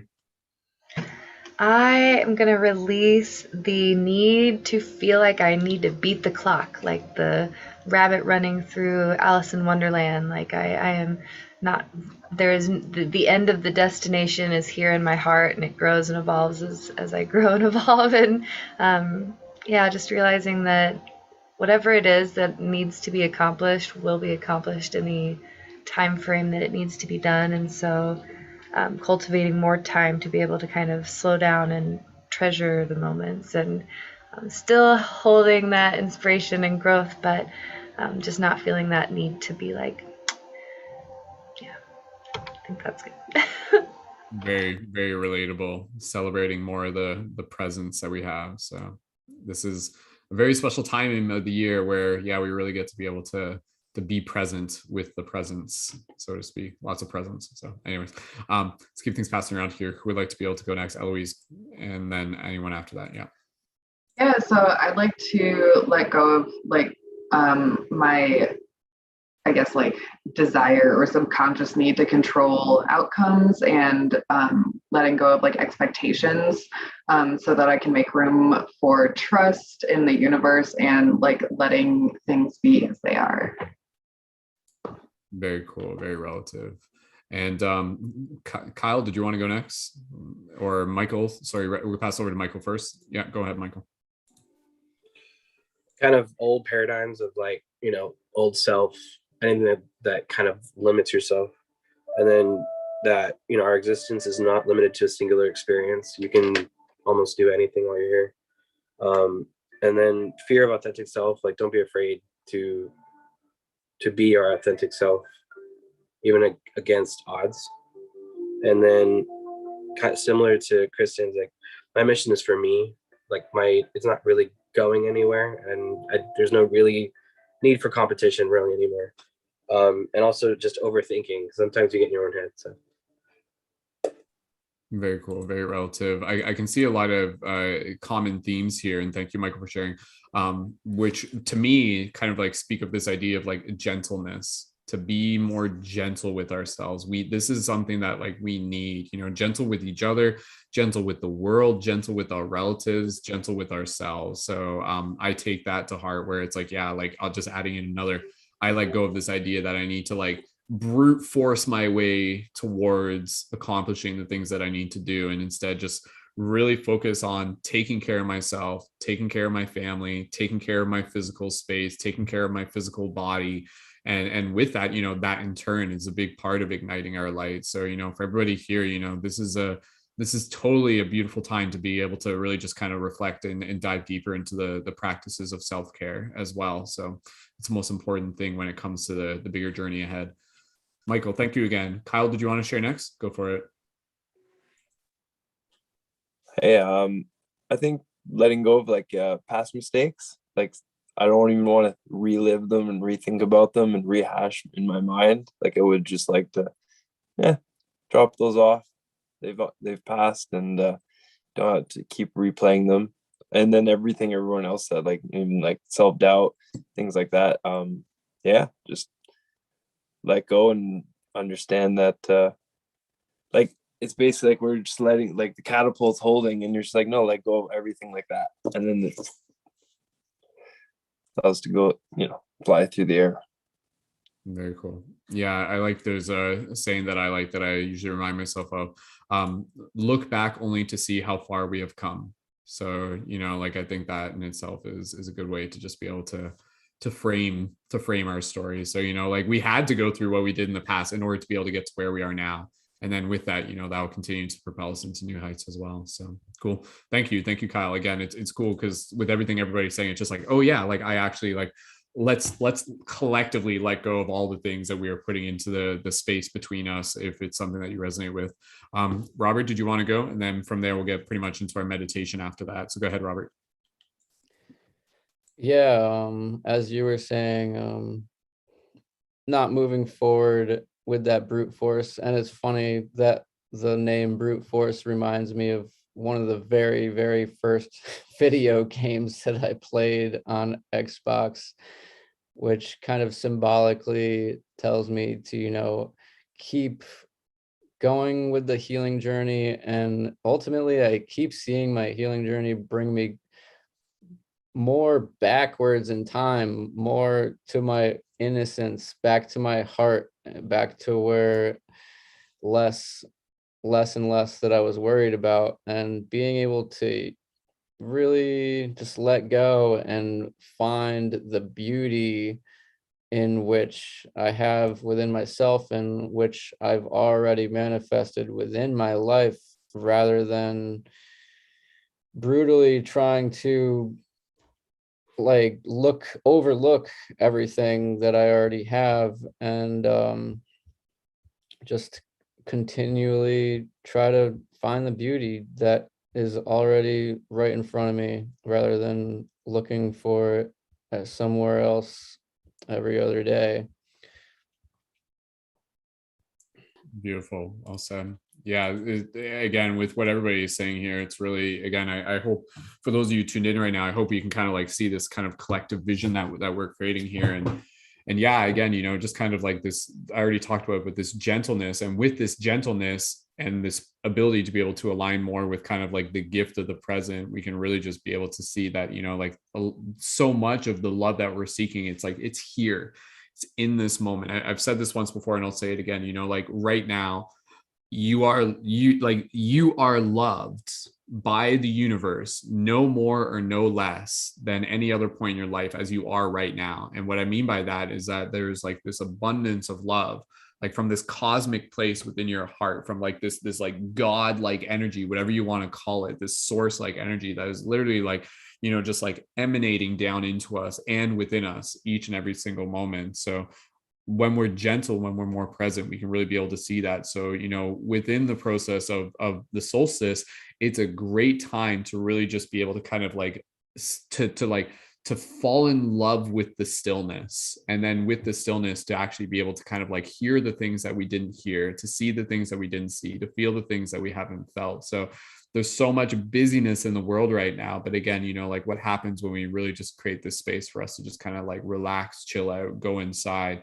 And again, with that, you know, we really get to be able to explore what igniting our inner light means to us through the process of just being able to connect with it on a personal level. So I thank each and every single one of you for again being here today. Kristen, go ahead, add in whatever else you want to add in, and then we'll get close to our meditation. If there's anybody else that wanted to add in anything else real quick, that's fine. We can still do that. Go for it, Kristen.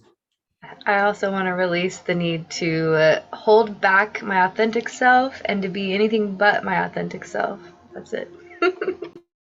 Very good, very good. Actually, yeah, there's one more thing I was going to share, because I had already kind of like thought about this earlier. And I feel like I may even make like a TikTok video about this or anything. This is actually really, really important within the process of like shadow and solstice themes and everything like that. For me, it was going to kind of be, and I'm not wording this to the best of my ability, but this is a general idea. It's letting go this idea of pretending that I'm not, or not even pretending, like suppressing this idea that I'm like angry and frustrated. And there's like a level of rage that is inside of me. In fact, I honor that. And what I mean by that is, you know, like I am angry about things that are happening in the world right now. I am rageful about things that are taking place. But this is the important thing in terms of where we look at this, because, you know, this is a very, very powerful message. The reason we are feeling those things, for any of us, the reason why we're like angry and frustrated and rage and sad, any of those emotions that we kind of like really like look at as sometimes being like heavy and negative, we're feeling those because we are alive. If you were not alive, you would not be feeling those. And unfortunately, if you look to some people, they've kind of like, their light has kind of dimmed, and they've actually shifted from being frustrated and angry to just being complacent, and to just being, you know, just like, oh, I guess this is just what it is. And they're like, they're done being angry, they're done being sad.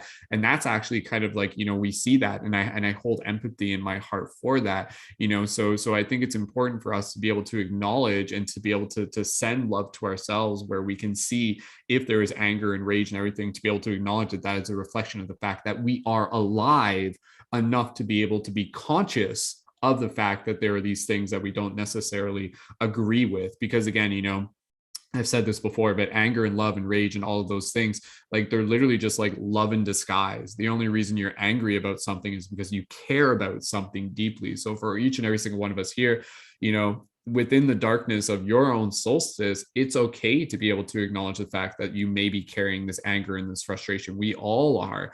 But then within that, you know, it's also the journey of being able to consciously use that energy as, again, just another form of love, to be able to project us towards something that is positive, you know, something that is perhaps destroying old ways, but then also creating new ones as well. So you are alive right now, and that's a beautiful thing. The more angry you are at the world right now is only a reflection of the fact that your light is bright enough to be conscious of the fact that there are things to be angry about, so to speak. So does that make sense with you guys? Drop an 1111 in the chat. That was kind of like a little bit of a paradigm shift that I had a few days ago, where I'm like, oh, like that's actually really cool, because you can see that where some people, like their light is kind of dimmed, like I said, where it's like they're not angry anymore. It's like, that's actually concerning. Like if you're not angry, like what's going on? But that's where, again, you know, we can kind of hold this bigger perspective to be able to, you know, just be responsible for how we carry this energy within ourselves, and to not just simply push it away and to shame ourselves by any means. So, you know, honor that inside you. I can totally relate. Right? Yeah, absolutely. Yeah. That's when I'm feeling like I have this raging anger, and it's all about pushing it down, pushing it aside. And I'm like, nope, just feel it. Yeah. Ride the wave. Yeah. And with like this topic right here, me and Lacey, we were kind of talking, like I was kind of feeling this, and I have to talk to Lacey about more of it, but kind of like holding a members event within our community to kind of like work with the energies of sacred anger and sacred rage, and to really talk about it, to really give ourselves a place to talk about this. So it would be kind of like, I don't want to just call it shadow work, but it would just be kind of like honoring sacred rage or whatever it is the case may be, because it's like, we need to do that. We need to be able to move these energies around. And I think that in itself is a big part of, again, just being able to kind of like move towards something beyond this moment alone. So And yes, Candace. sorry for No interrupting. worries.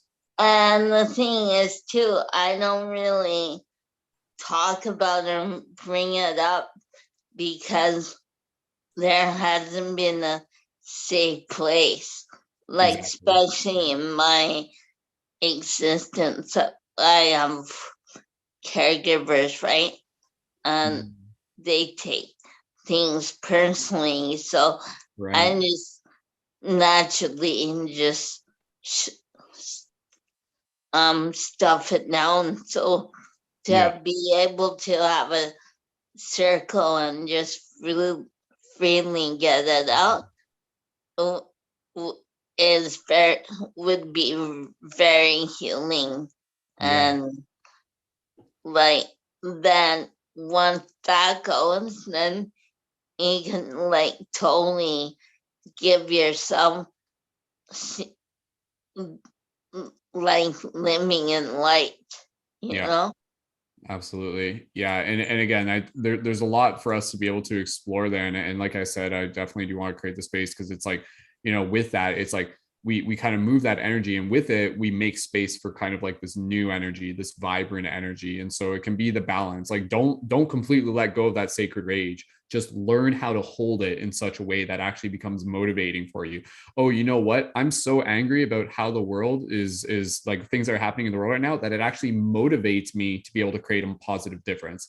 That's the way I see it. It's just like, this is my like FU to the government, is to like show up in a way where I'm like creating more art and creating more inspiring, healing, loving places for community to be able to come together and support each other. So I invite all of us to kind of like see that, to create this narrative where our anger and our frustration, our rage and our sadness actually motivates us. It propels us even forward. So this is like the third period of the championship game, and we're in this together, and don't give up. There's still time on the clock, so let's keep working together as a team, and we'll push through to the last second, and we'll get that game-winning goal, I promise you. So shifters shift together, quack quack quack, ducks fly together. Anyways, all right, let's get ready to move into a little bit of a meditation. Again, just on that topic, sorry, Candace. I'm all for that. Absolutely, I'm happy to hear that. So I'll just reiterate real quick, and then if anybody else just wanted to share anything real quick, and then we'll get into our meditation. Again, for those of you who may be new to this, we do have a membership community within our option. That's our Patreon membership. It's $11 a month membership. So if what I talk about, if that's something that sounds interesting to you, feel free to take a look at the Patreon and consider supporting and joining there, and that'll give you access to all sorts of our member events. And those are usually Thursdays, 8 p.m. EST, plus lots of other perks within the community. And again, just feel free to check out the Patreon if that's something you're interested in. And thank you to our Patreon supporters. You guys help make these conscious community spaces possible for everyone. So thank you again, Patreon supporters. Last call, just kind of on before we get into our meditation, if there is anything. Kyle, yeah, go ahead, Kyle. Kyle gets the hockey metaphors, I know. So yeah. You were saying about the people who are who've been dimmed, right? And it sparks me because we're talking about a kind of ignition. If you guys ever, like, when you guys meet in life, the older souls, the older people who were ignited when they were younger and have lost their way because they've been dimmed, like, us just being around those people ignites them again. And I've seen it multiple times in a lot of older friends I have, and like, they're like thankful because they're like, we're so alone for so long. So for seeing a lot of us ignite like this, and younger people, they see it, when they see it, it gives them that fire again. Because I, like, even my uncle, I saw him, like, lost it for a long time, but after we've had like deep conversations on the phone for like 4 hours, and it wakes them back up, and they get that life back in them. And I think like part of our journey of like healing the people, and is to turn back on those people who were here before us too. So like if you ever find them, like give that chance, talk to them, show them that light, and like kind of like pass the torch back to them to relight them. I think that's so important, because that's what came to me when you were talking about people getting dimmed, and that's so important. I love that. Beautiful analogy there. Thank you, Kyle. Yeah, no, there's so many of us to be able to learn from. So, just be aware of those around you. Eloise, go ahead. It's, again, just kind of like closing thoughts, anything that you guys just feel is on your heart, short and sweet, and then we'll get into our meditation. Yeah, just on that, it's kind of funny because that's kind of like my parents and I's dynamic sometimes, where like and this kind of brings also the anger and like feeling the sacred anger into it too, where I will be like, I will just get mad about something and I'll just like vent to my mom sometimes, and like sometimes she'll be like, don't be like that when you're gonna talk to your boss or whatever. And I'm like, well, obviously not. I'm just like, I need to get it out, I need to move this energy somewhere. And but then at other times I do see them like light up, and I do see that animation in them again. And like I remember going to like one of the like anti like gun rallies or something with my parents a few years ago, and like being there with them after, they used to do like the anti-war rallies and stuff in the 70s and 80s and stuff. And so it's like exciting being like on that same vibration with them. So I agree with Kyle in that sense, and agreed with I think that's a really great idea, Brendan, for that anger, sacred anger, and exploring that, and especially being in touch with like neurodiversity populations. Like that's a thing, because like people with ADHD like really feel their feelings, and like you just have to get it out. Like you have to do something with that energy, and like some like neurotypical people like don't understand all the time. And so I think that that's a great idea. So and thank you for this space again. Thank you, Eloise. Yeah, I'm looking forward to that. So again, for those of you who are tuned in for this, if that kind of like sparks your interest, then we hope to see you there for that future event. And that event, I can tell you now, like that, if it's recorded, it will just be for members. It won't be a broadcast on YouTube, since that will be obviously a very like personal, private, and intentional space. So anybody else who just wanted to be able to share again, Solstice themes, igniting our light, and then we'll get into closing meditation. Go ahead, Robert. I'll be coming to the sacred anger thing for sure. Perfect. Thank you, Candace. Robert, go ahead. Short and sweet. Yeah. I just want to say thank you for this space, and happy solstice. It's winter solstice, which reminds me of one of my favorite analogies about the Canadian geese, and how it refers to groups and communities. And the reason why geese have the ability to fly all the way south is because they utilize each other, and they fly in the flying V, and they draft off each other and ride in the wind. And that's a lot how communities are able to work. You can go a greater distance within a community rather than trying to go by yourself. So thank you for this space, and I'm excited for this meditation.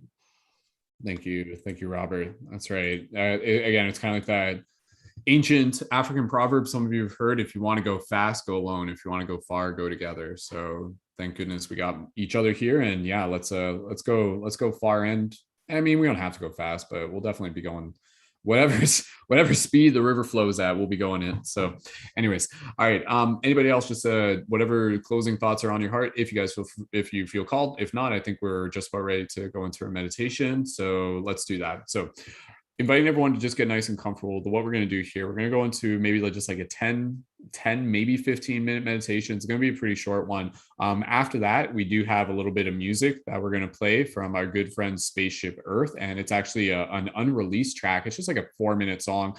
And then after that, just inviting you guys to kind of like bring a little movement into your body, a little ecstatic dance, and just allowing yourself to kind of like celebrate the energies that we've cultivated here. So first off, though, with the meditation, what we're going to do here, I'll invite you guys just to be able to contribute to it with me. So we're going to go through this quick meditation where we're going to go visit the guardian tree, something that we've talked about many times within our community. This is a tree that we kind of visualize as being like within like the realms of the imagination, within the astral realm, within the dream space. And so imagine it as like this like a beautiful tree. And so we're gonna imagine ourselves like meditating, and then we're gonna basically just like bring ourselves like right to the tree.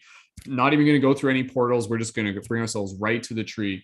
And then the theme that we're going to focus on here within the process of solstice is we're basically going to be kind of like putting our love in towards the tree and kind of lighting it up, kind of like a Christmas tree, lighting it up with this like crystalline structure, this energy and this aura kind of swirling through it.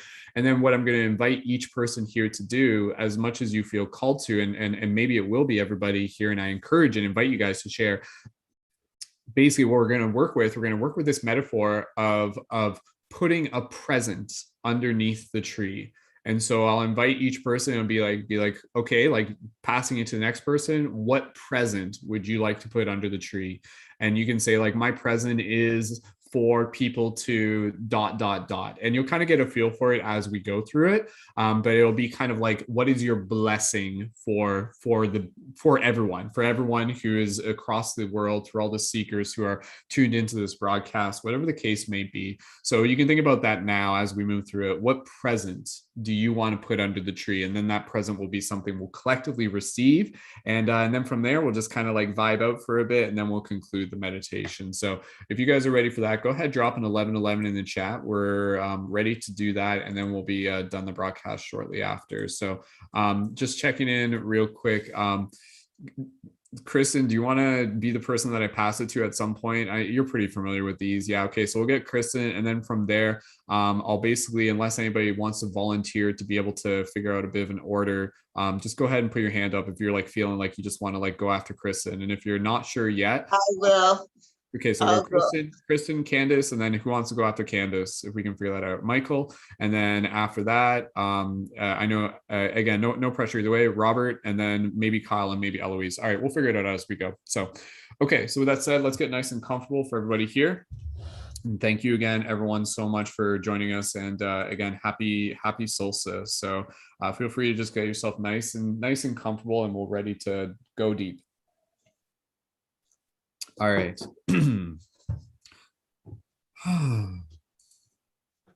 Let me just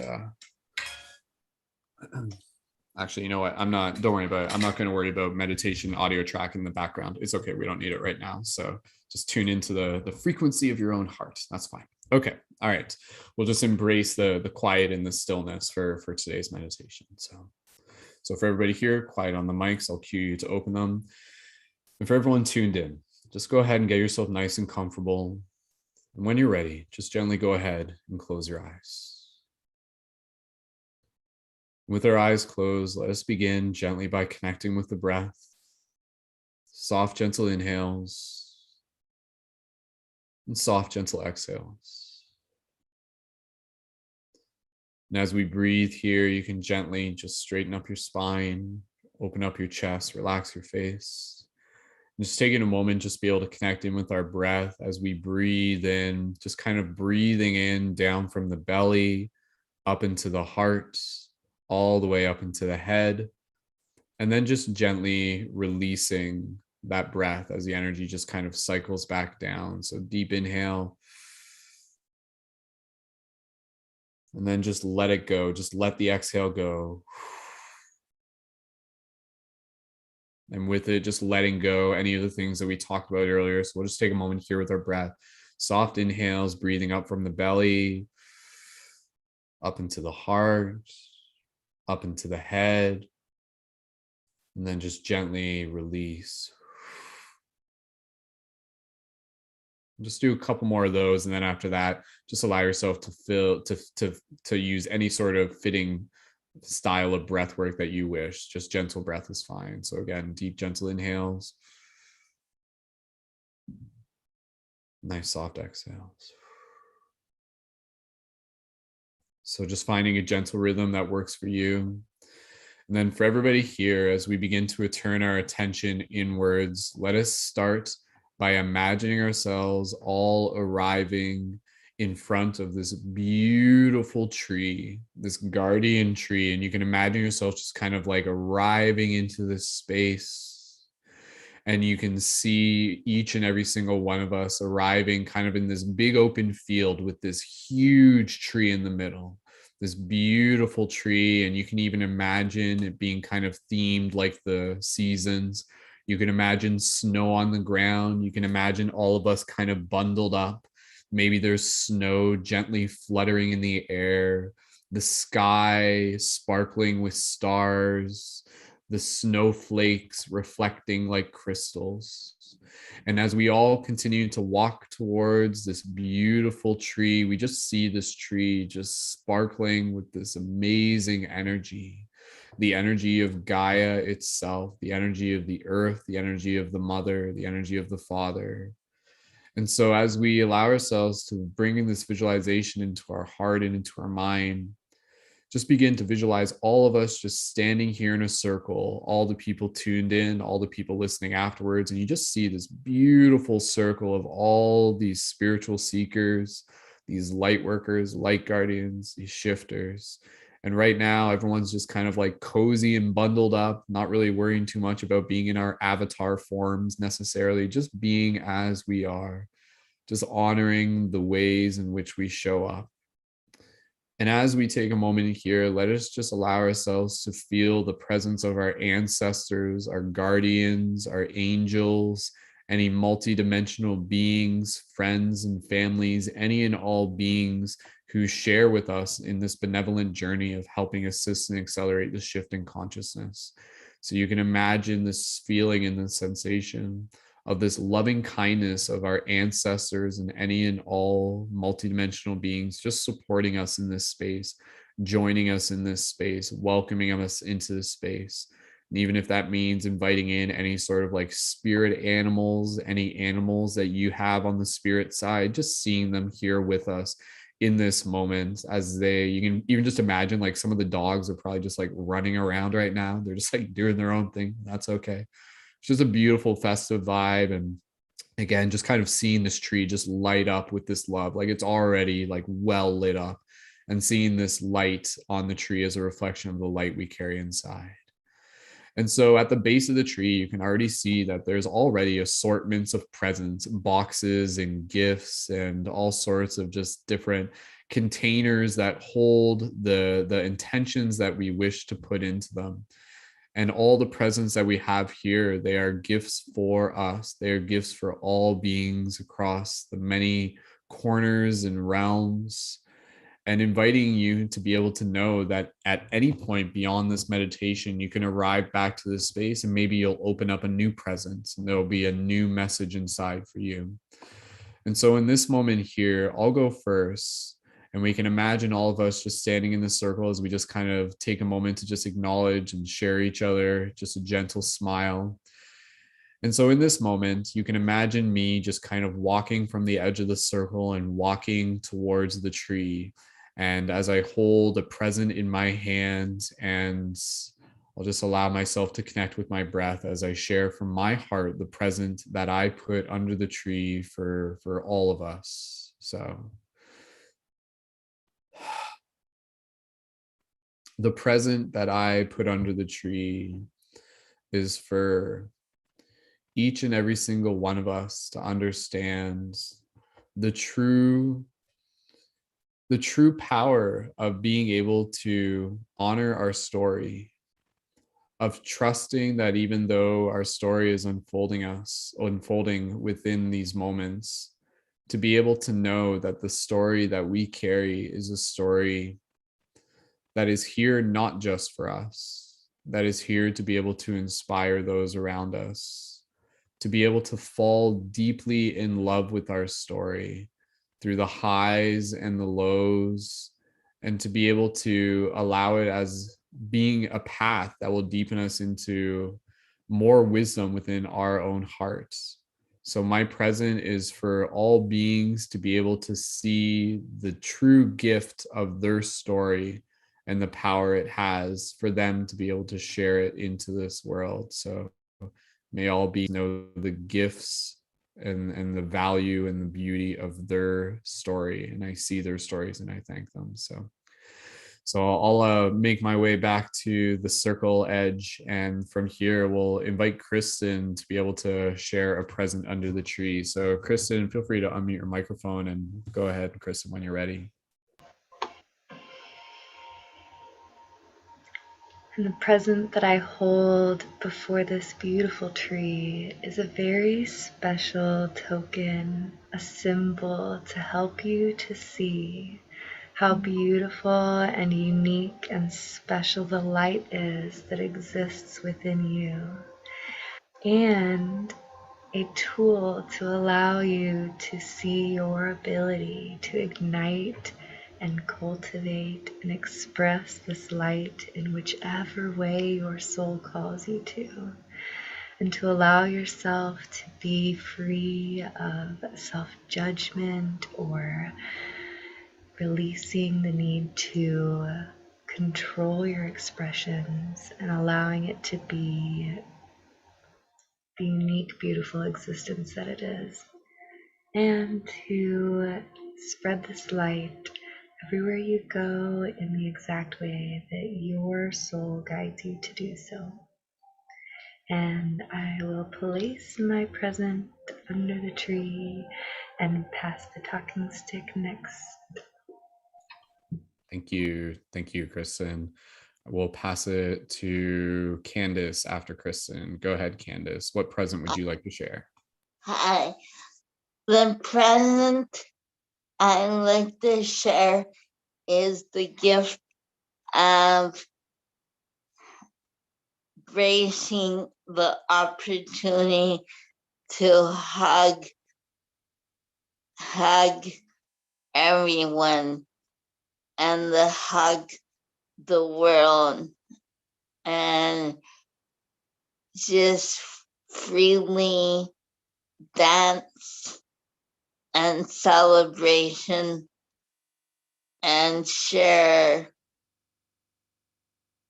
love, creativity with everyone on the whole planet.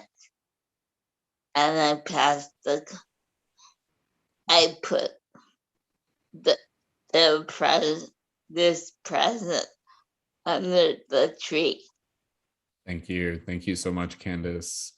And then from there, we'll pass it over to who wants to go. Michael, pass over to Michael next. Michael, when you're ready, what present would you like to share? So when I walk up to the tree, the present I would put under the tree is the gift of art. Art is a form of expression. It can be healing. It, simple thing as giving a gift of art will, help heal the world. So, and every person is an artist. Every person is valid. So as I put my gift under the tree, I step away from the tree and hand it over. Thank you, Michael. And then from there, we'll pass it over to Robert, Kyle, or Eloise. Whoever wants to go next, just go ahead and unmute yourself, and we'll pass it over to one of the others. So whoever's feeling called, Eloise, go next. Yeah. Thank you. I bring a gift of confidence to everyone to drop the mask that we hide behind, so that we can shine our true light into the world. And I place the gift under the tree and pass the talking stick to Kyle or whoever. Perfect. Thank you, Eloise. Kyle, go for it if you're ready. My gift to everybody would be spiritual rocket fuel. A little canister wrapped up, and I bring it to the tree, put it under there, and I thank everybody for everything else they've gifted. I like that. Thank you. Thank you, Kyle. And Robert, if you would like to go, feel free. I place the gift of awareness, the awareness of being able to strengthen our core, to stay aware that when we strengthen our core, that is when we are able to shine brighter and further, bring the awareness to be able to master the things that we have already manifested in our lives, rather than collecting more books and studying more subjects. Master and read those books, master the subjects that we have already begun to study, and master ourselves so that we can shine further and farther. I place this gift under the tree. Thank you, Robert. Thank you, everyone. And I'll just add one very small gift under the tree as I walk up to it, and I place down a basket full of pine cones. And these are very special, kind of like goldeny pine cones. And I invite each person here to take a pine cone with them before this ceremony concludes, and to carry it as a symbol of their own connection to their own divinity, to their own inner light, to the expansion of their consciousness, and as a promise to the journey that they are on. And so for each of you here, I invite you to all walk up to the tree now as you all go forth and grab a little pine cone. And as we all just take a pine cone that feels right for us and we hold it to our heart, I want each of us here within our own silence to be able to listen to a promise that we wish to be able to make for ourselves. This can be a promise between you and the energy of the Mother Goddess, between you and the universe. And so hold this pine cone within your heart, and beyond this meditation, I invite you to even go out and to see if you can find a pine cone, and then to recreate this ceremony physically for yourself. So everybody here, as we get ready to conclude this meditation, hold your pine cone close to your heart as you maybe even just gaze up at the tree and just listen within your own heart. What promise do you make to yourself in this moment, big or small? Just go ahead and listen. And we're not even going to necessarily share it. Just listen within your own heart. Go ahead and take a moment here.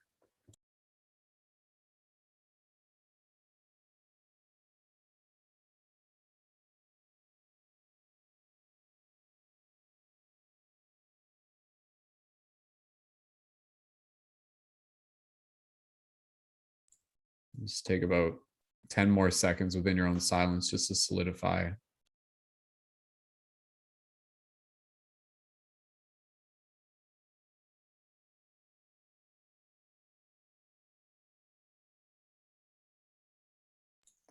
And so as you hold this pine cone, hold it to your heart, and maybe just gently, if you wish, just gently kind of like bring it up to your lips. As you meant, gently just kind of like kiss it. And you can even just like physically just imagine you're just kind of like holding it. You just kind of like kiss it in this moment. And then you kind of like bring it to your brow.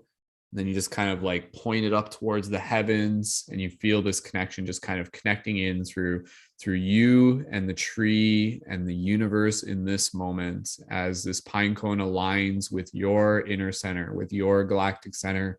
And with this 3, 2, 1, you feel a little bit of a shift inside, as this promise is something that you now carry with you, that will continue to support, motivate you, and guide you along your way. May this promise that you hold, may it be something that you continue to be aware of, even if you think of it just once a day. May it come into your consciousness to support and to help guide you along your way. So with that said, as we take this pine cone, you can put it in your back pocket. And again, keep an eye open for it for when you find one in real life, if you happen to have pine cones in your area. And maybe if it's not a pine cone, find something else that can replicate the symbol to you. And so as we just gather here around the tree, let us just take a moment to just kind of like bathe in this place of love as we just take in this silence together. And we'll just be here as we just continue to just kind of like focus on sending love into the tree and just rippling out into the hearts of all beings here on this planet. May they all continue to awaken their inner consciousness, to ignite their inner light, and to find their home within their heart. So just continue to meditate here just within about maybe like literally just a minute, but just silence. Let's just embrace the silence and just kind of like feel, and just kind of even in your mind's eye, just kind of like feeling the magic of this space as the snow just gently falls around us. So be here in this moment. Go ahead.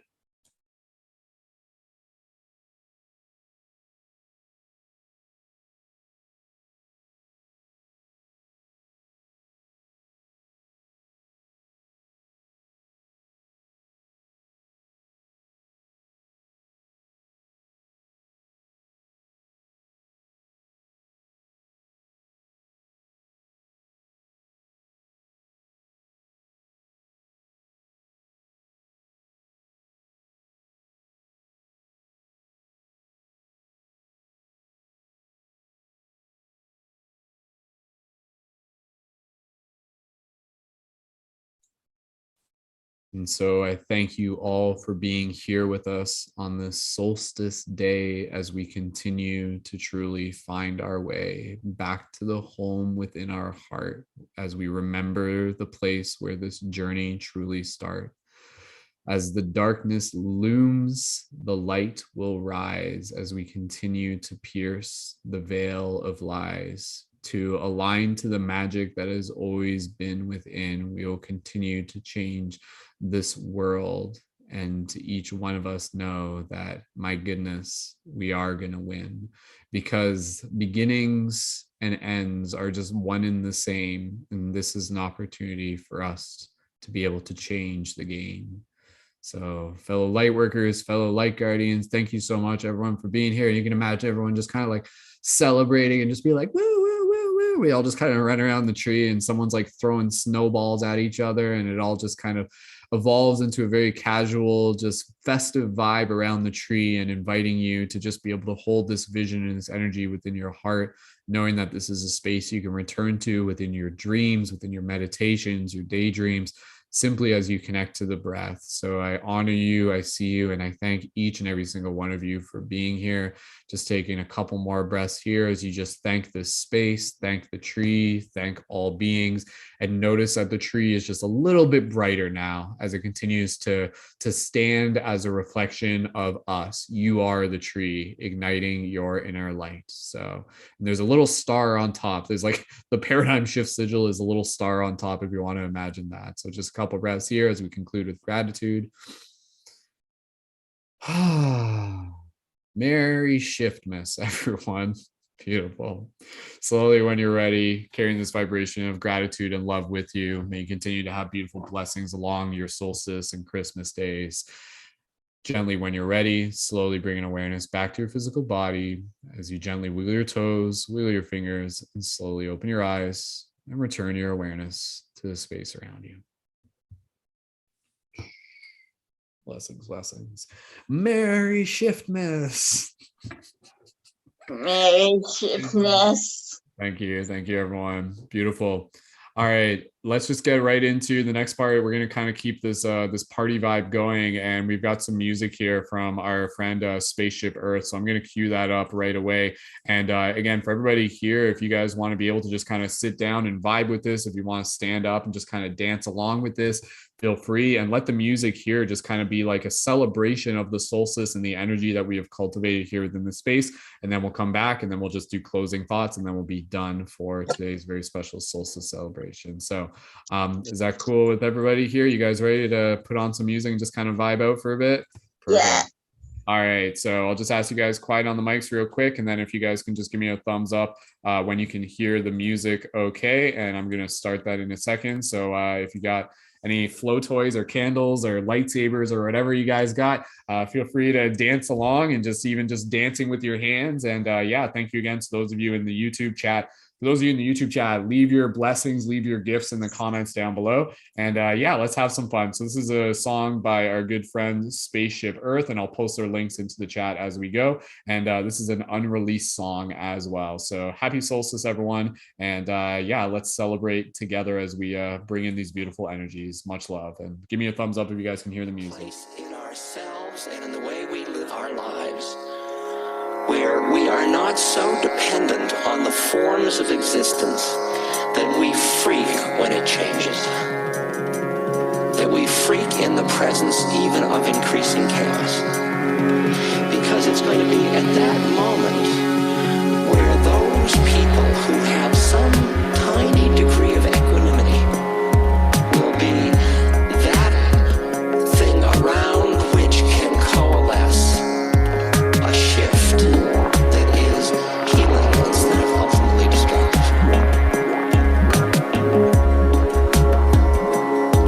A shift that is healing.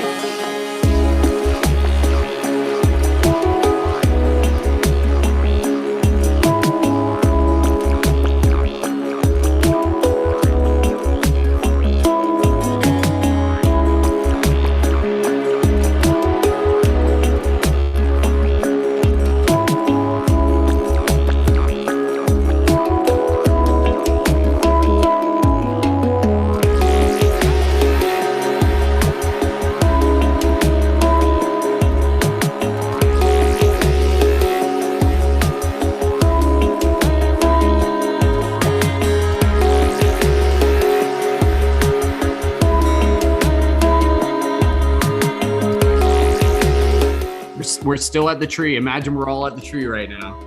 Calm down.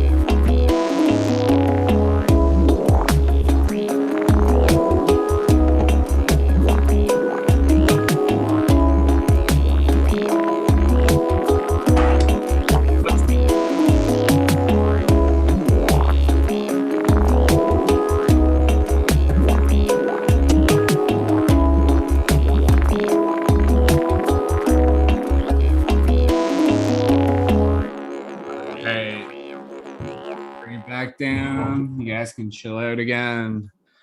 Beautiful. Awesome. Happy solstice, everyone. That was so much fun. Bye. That was awesome. Thank you so much, everyone. We're just moving into the concluding moments of our very special Solstice celebration broadcast.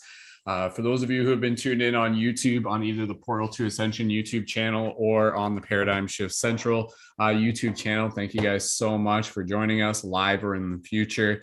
Again, just quick house notes before we go around one more time. If you guys are looking to connect further with our super awesome community of conscious creators and spiritual seekers, a couple ways to be able to do that. You're welcome to join our Discord server, where you can at least get your foot in the door and keep an eye on upcoming events from our fellow conscious creators and their content and services. And you can also check out our Patreon. And again, the Patreon, it's an $11 monthly membership. And with that, you also get access to ongoing special events that we do within the community, some of which we mentioned in today's broadcast. And yeah, lots of awesome stuff there to check out.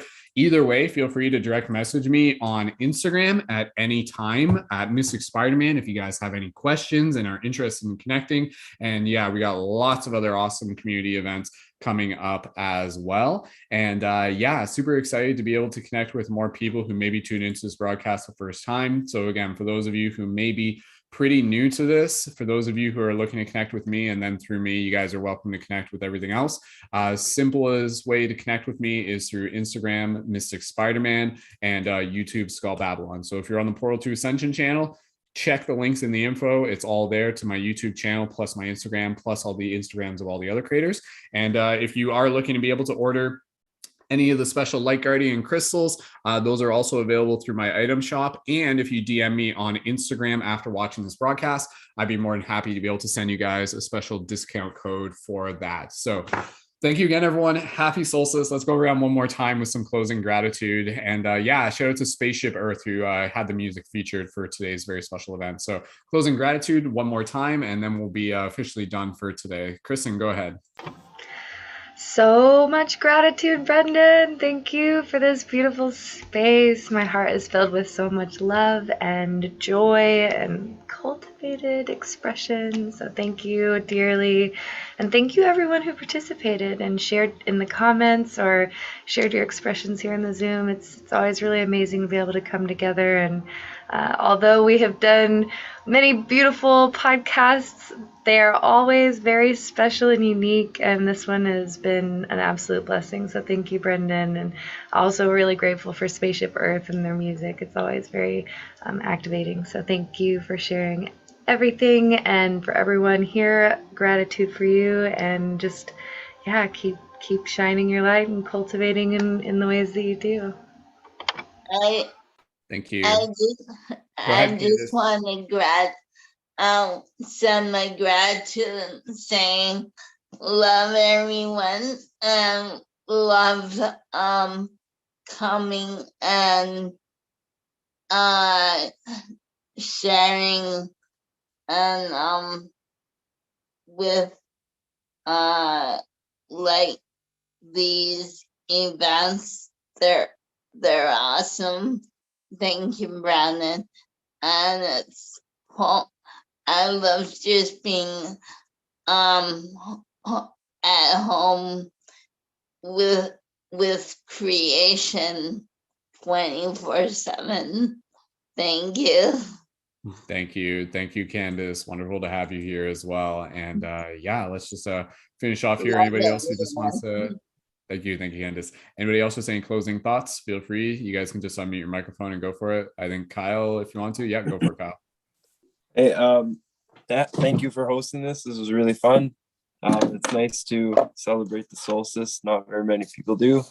My dad's from Finland, so it's true to like it's a big thing for Finnish side of the family. And in Finland, it's hyvää päivän seisausta. Hyvää päivän oh, hold on, I don't want to butcher that. Hyvää päivän seisausta. Hyvää päivän seisausta. And that's happy solstice in Finnish. You can find me at Inland Temple on Instagram and TikTok. Thank you again. This was really fun. Thank you, Kyle. Lovely to have everyone here. Cool. All right. Anybody else who just want to be able to share any closing gratitude real quick, feel free. And Michael, Johnny, if you guys want to share anything, you guys are welcome to unmute your microphones. And yeah, go ahead, Johnny. Yeah, thank you so much. Forever grateful for these spaces, always keeping the flame lit for those who are trying to ignite theirs and keeping the momentum going fluently. Thank you so much. Thank you, Robert. Beautiful. And Michael, did you want to share anything? Otherwise, Eloise, if you guys totally cool either way, yeah, go for it, Michael. Yeah, definitely grateful for spaces like this, because I've never actually, probably my second time celebrating winter solstice, so like I haven't really done it this much. So awesome, happy to have you here. Wonderful. And yeah, with that said, Eloise, yeah, go for it. Yeah, so much gratitude to everyone for being here and sharing their light and sharing, in this energy. So not just people on the Zoom call, but also people watching and people who watch this in the future. So much love and gratitude to all of you. Thanks. Thank you again, everyone. And again, within this broadcast and many of the broadcasts, just reminding you that, with this, we just invite you to carry this vibration with you. So if you're inspired by this, you are the shift, you are the ignition of your own inner light. And through the process of doing that, you bring something special into the world. So we honor the gift of your light, and we thank you for showing up in the ways that you do, which simply by being you, by being nothing less than your authentic self, it will help ignite the light of others, and thus in turn helps change the world. So continuing to ignite our Christmas trees, so to speak. And yeah, it's been a beautiful opportunity for us to be here today. And just with that said, I'll be doing like a special tarot broadcast, I think this Thursday. So this is our team broadcast for the week, but I may be doing a broadcast on Thursday. Obviously, we're getting close to Christmas, and then stay tuned. I'll have some updates for the schedule following that as well. And again, we got lots more events coming your way, and again, exclusive events available for our Patreon members. So that said, we are concluding this broadcast. Thank you again, everyone, so much. All the links that you need for the community, for the Patreon, for the Discord, and for the creators featured on air are in the info for this video on YouTube. And if you're not already, you can follow us on Spotify at Paradigm Shift Radio. You can find tons of past episodes there to go back and enjoy for your own inspirational journeys to support you along the way. So thank you again, everyone. The music. Oh yes, and the music was great. And thank you again to Spaceship Earth. So cool. All right, let's conclude it off, and we'll say good night for everyone here. So for everyone here, thank you again, and let's make some noise and send some love to all the people tuned in. Happy solstice, everyone.